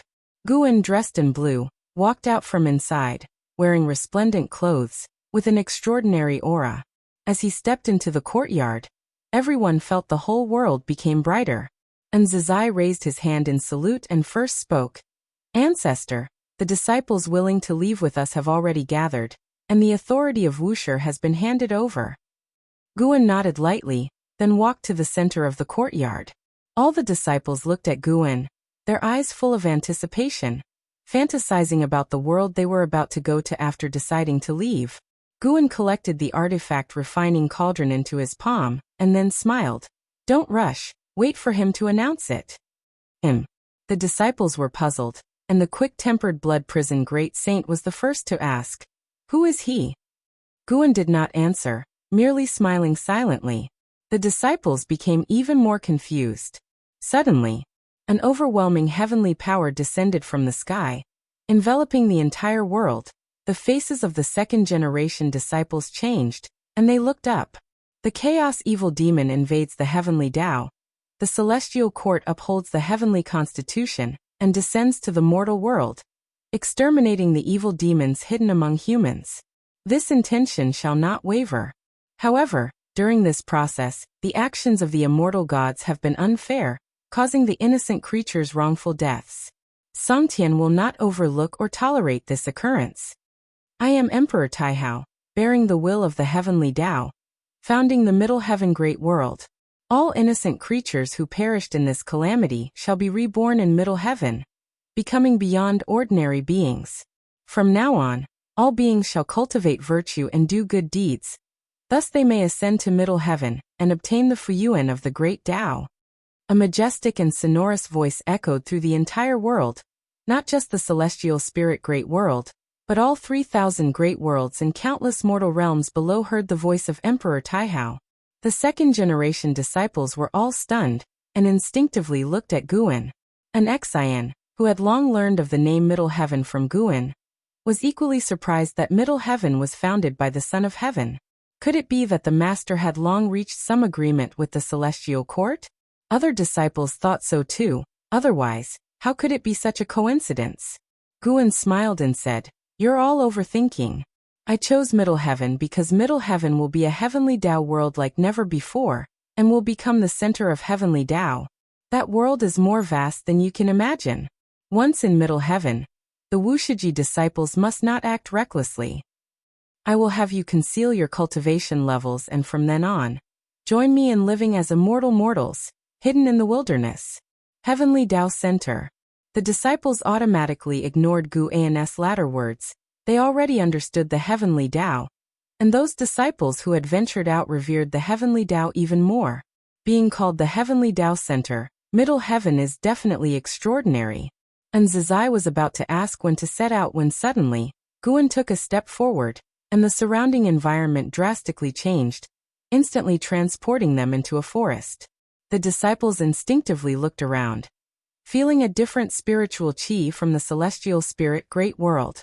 Guan immediately initiated the Lifespan Dojo, directly marking the earth, and began constructing a new Taoist field of the beginningless. This location was pre-selected by him before coming. As the Lifespan Dojo opened, a vast influx of earth spiritual chi surged out. All the disciples could feel the changes between the heavens and earth. They didn't think much, considering it a first arrival adjustment to a new world. "Zizai, go settle the disciples," Guan commanded, and Zizai, still in shock, came to his senses and immediately saluted and left. The other second-generation disciples looked around, their divine senses stretching out, the excitement on their faces growing stronger. They actually arrived at another world. Furthermore, this world was far larger than the celestial spirit Great World, and the spiritual energy was much richer, almost like the immortal realm. Guan turned to the disciples and smiled. "Middle Heaven is newly founded, beings have yet to be born. You all shall temporarily remain within the dojo. Once the world prospers, you may occasionally go out to explore, but do not reveal your true cultivation levels." Beings have yet to be born? This made the disciples feel indescribable. Guan walked toward the depths of the woods, and Xian followed curiously. "Master, does this world possess great creation?" With her understanding of the Master, how could he come to such a dull world without anyone to accompany him? Reflecting on what the Master said about Middle Heaven Great World becoming the center of the heavenly Tao, she felt the Master had already seen the future of Middle Heaven Great World. Indeed it will. In the future, the strong from the 3,000 great worlds and great Tao domain will congregate here to cultivate and contend for destiny. Guan replied as he walked, and Xian pursued further. "Can the Son of Heaven possess such abilities?" Guan smiled and said, "In name he created it. In fact, it was the heavenly Tao that created it, and it has been prepared for countless years, always hidden deep within celestial Tao destiny. If you find any errors, ads pop up, ads redirect, broken links, non-standard content, etc., please let us know. Report so we can fix it as soon as possible. Chapter 897. The first creature Wu Xie flew out of the forest and hovered in the air. He looked around. Mountains rising and falling, vast and endless, surrounded by majestic spiritual energy, refreshing him. Although he had resolved to follow the ancestor, he still had doubts in his heart. He didn't know where to go, or if the destination could compare to the celestial spirit great world. Now, could such a world be the central heaven that the Son of Heaven mentioned just now? Wu Xie thought excitedly. He didn't think it was a coincidence. Emperor Taihao had just announced the creation of the Middle Heaven Great World, and they arrived in a completely new Great World. The ancestor could even arrange for disciples to ascend to immortality, which indicated that the ancestor had an agreement with the celestial court long ago. He flew forward, admiring the scenery along the way. More and more disciples flew into the air, marveling at the scenery of this new world. Some gathered together, others acted alone. Wu Xie flew for thousands of miles before stopping. He saw a majestic mountain range ahead, and his intuition told him that crossing that mountain range would take him out of the range of the dojo. This feeling was very mysterious. Many disciples who reached the edge of the dojo had the same feeling, which made them dare not cross the mountain range at the edge of the dojo. That evening, Nzazai began to instruct the disciples to build their own cave mansions, and set many rules. The worries in the disciples' hearts had completely dissipated because Central Heaven was indeed more fortunate than the celestial spirit great world. Not only was the spiritual energy more profound and mysterious, but the Tao intent pervading between heaven and earth was more advanced. Guan was also building his courtyard, having never built a house himself, so he was very serious. In the following days, Wu Shiji disciples discovered that the number of disciples brought by the ancestor was not small, as many as 2 million, which amazed them at the ancestor's capability. Privately, the disciples would also discuss how far Central Heaven was from the celestial spirit great world. In the entirety of the Central Heaven great world, aside from them, there were temporarily no living beings present. The world was silent, with lush flowers, grass and trees, and the scenery was magnificent, like a forgotten heaven and earth. On the mountain range at the edge of the dojo, there were always Wushiji disciples standing on the mountain, looking out. They learned more and more about Central Heaven. But even the strongest innate golden immortal could not cover the whole of Central Heaven with their divine sense. Central Heaven was very large, larger than they had expected, and they began to believe Emperor Taihao's words. The war between immortals and demons in the 3,000 great worlds continued. News of Ancestor Master Wushi's departure only circulated within the celestial spirit great world, and did not affect the grand scheme. Many years later, after confirming the departure of Ancestor Master Wusher, the world of the celestial spirit great world began to stir. In the 22nd year of arriving in Central Heaven, on a hillside, Guan walked forward with Xiaolan. Today he brought Xiaolan to Central Heaven. Before coming, Xiaolan had already dealt with the matters of the Xiao clan. The family had grown, and she felt that even without her, the family could continue. Only when she truly stepped into Central Heaven did she feel at ease. Xiaolan looked up at the Wushiji disciples sowing seeds in the fields in the distance and suddenly smiled. I suddenly understand why you wanted to leave the celestial spirit great world. Indeed, this is true freedom, unfettered, without any ties of cause and effect. Guan followed her gaze and smiled. In life there are always chains. Even if mortals step onto the immortal path, the chains remain. Perhaps for all living beings, the meaning of reincarnation is to unload all the cause and effect of a lifetime and start anew. Xiaolan nodded. Thinking about it this way, reincarnation is indeed a good thing. Why don't those disciples have a cultivation level? Xiaolan suddenly asked curiously. Guan replied, I had them conceal their cultivation level. From now on everyone will live like mortals, but they can continue to cultivate. Once everyone is accustomed to hiding their cultivation level, I will lift the restriction and let you interact with all living beings under heaven and earth. This will be a form of cultivation for you too. Xiaolon thought carefully for a moment. 1 day or 2 was fine, but if they had to disguise themselves for 1,000 years, 10,000 years, or even longer, it would indeed be very challenging but also quite interesting.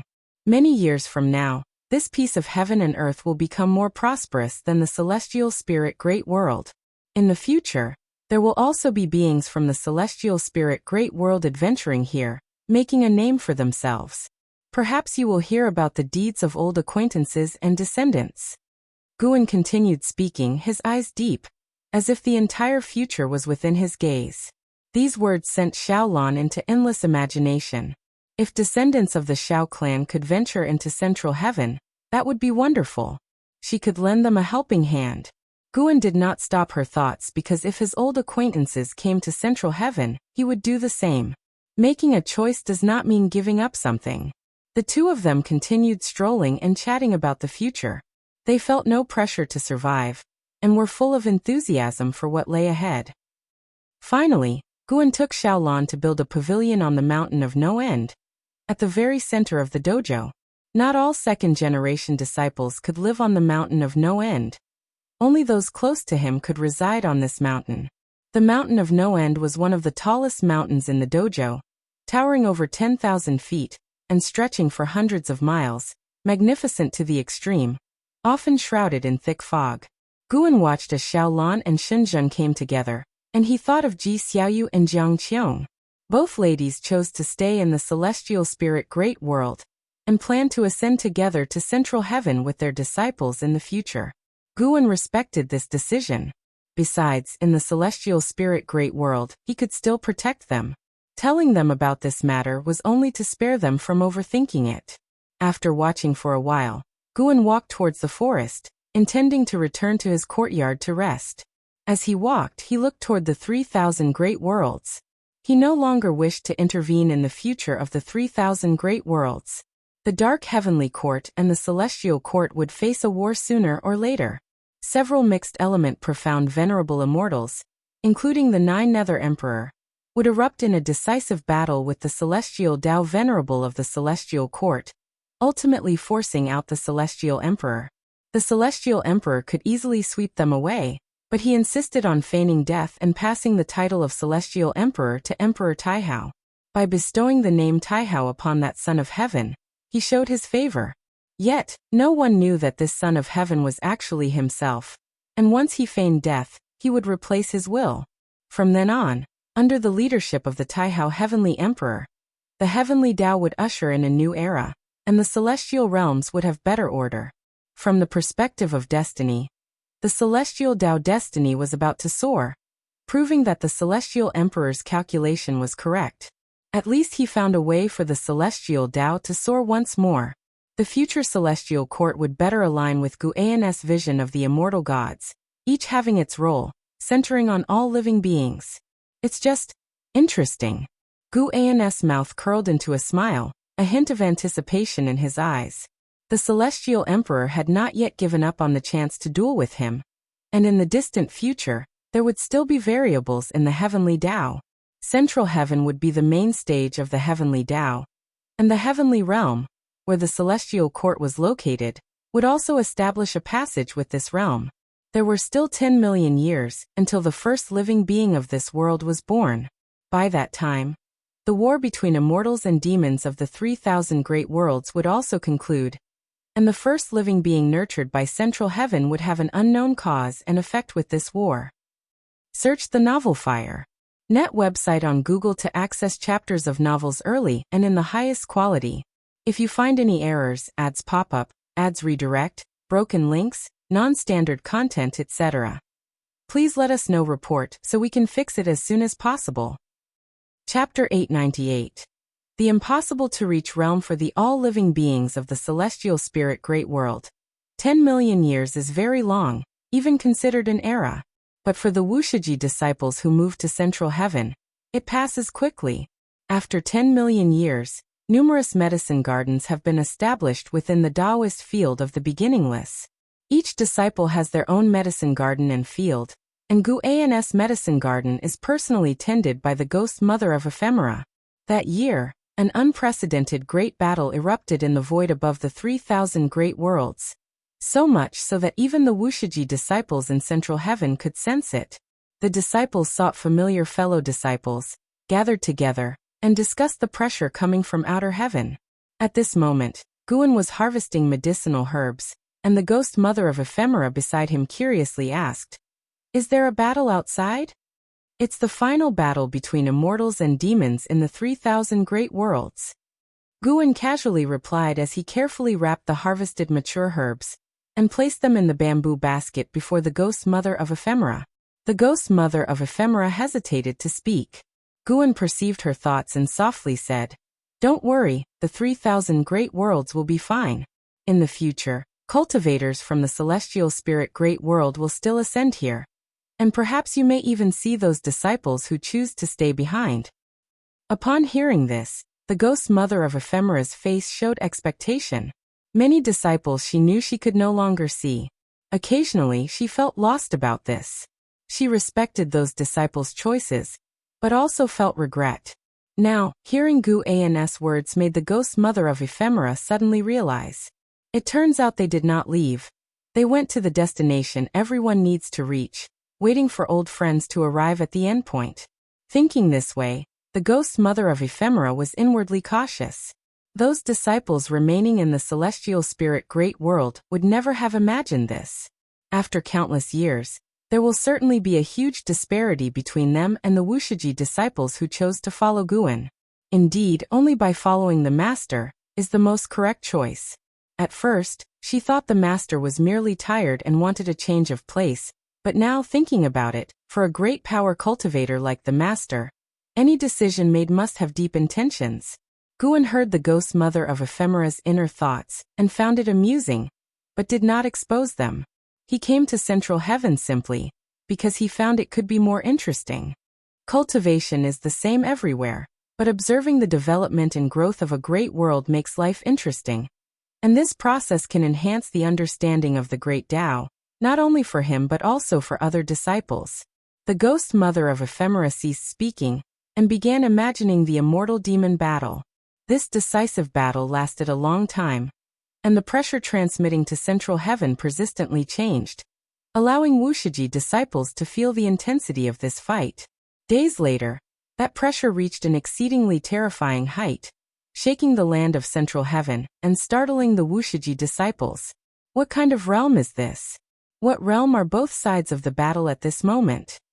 Under the night sky, in the courtyard, Shenzhen sat meditatively before the artifact refining cauldron, looking at Guan and curiously asked. She originally had her own courtyard but couldn't get used to it, and later found an opportunity to move back, bragging that it was better for enlightenment here. Guan was reading a book, written by a disciple, examining with a scrutinizing and critical mindset. Very high, very high. Guan answered casually. The realm of primordial profound venerable immortal couldn't yet be disclosed to Shenzhen and the disciples, because it was too far from them. Moreover, one side was even higher than the primordial profound venerable immortal. Shenzhen raised her eyebrows and asked, "Very high? So, do I have a chance to reach it?" Following Guan in cultivation for many years had already changed her mindset, thinking she could always break through without limit. But tonight's pressure made her waver, uncertain about how long she needed to cultivate to reach it. This powerful pressure was transmuting from the 3,000 great worlds, making it hard to imagine what it would be like to be in it. No. Gu An's clear answer stunned Shenzhen, leaving her with no interest, plunging the courtyard into silence. He was not deliberately discouraging Shenzhen. This was the reality. Saint Guan can help those around him become stronger, far exceeding their limits, but cannot make others infinitely stronger. Not to mention the primordial profound venerable immortal. Even the Tao extreme Tao Yuo immortal depends on one's own fortune, and neither could achieve it by relying on others through the Xianqi primordial immortal. The roads beyond the immortal Tao are different. Following others' footsteps is not viable. This is why Guan guides his disciples toward enlightenment instead of having them focus solely on his Taoist technique. At night, in the endless mountains and forests, the Wushiji disciples could not settle down to cultivate. They gathered together, discussing this mysterious battle, reminiscing about the past. They also appreciated Guan, knowing what coming to Central Heaven meant. After countless years, they will be beings of high seniority compared to all living beings of heaven and earth. Just the thought made them excited. They are all anticipating Central Heaven's future. Night passed. Early the next day, the pressure from the 3,000 great worlds vanished, and the world returned to peace. The mundane life at the Taoist field of the beginningless continued. Until 10 years later, a startling commotion came from afar, waking all the Wushiji disciples. Guan was playing chess with Fairy Yaoxian. The two sat within a bamboo forest, enjoying the gentle breeze. Fairy Yaoxian turned her head, frowned, and said, "What kind of presence is this? Even the rules of heaven and earth are converging toward it." Guan played a piece and replied with a smile, "The first life form of Central Heaven is about to be born. He is born of the creation of heaven and earth, the celestial Tao destiny. His aptitudes are beyond your imagination. He will be the mythic starting point of Central Heaven. Perhaps in many years to come, he will come to us at the beginningless." These words intrigued Fairy Yaoxian. She looked at Guan and asked, "Central Heaven's significance to the heavenly Tao is unusual. Are you not afraid of being watched by the celestial court by bringing us here in advance?" She always believed Guan was the Emperor of Eternal Life, although Guan didn't acknowledge it, so she didn't expose him. She was no longer obsessed with past affections with the Emperor of Eternal Life, and was more concerned about her own cultivation and her son's, Sin's growth. In her heart, this is the best life now. She desires nothing else. Guan dared not show himself as the Emperor of Eternal Life and remains hidden. Evidently wary of the heavenly court immortals, the Emperor of Eternal Life was once pursued by immortal gods. This life, Guan has contended with the immortal gods multiple times, which is one reason she wants to become stronger. Since arriving in Central Heaven, she's been puzzled, not understanding what Guan aims to do.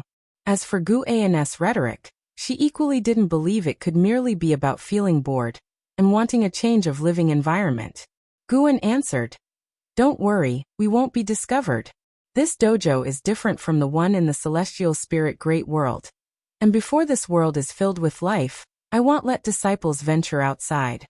Although he no longer feared the celestial court, he didn't want to publicize it to avoid inflating his disciples' egos. Of course, he also feared becoming inflated himself.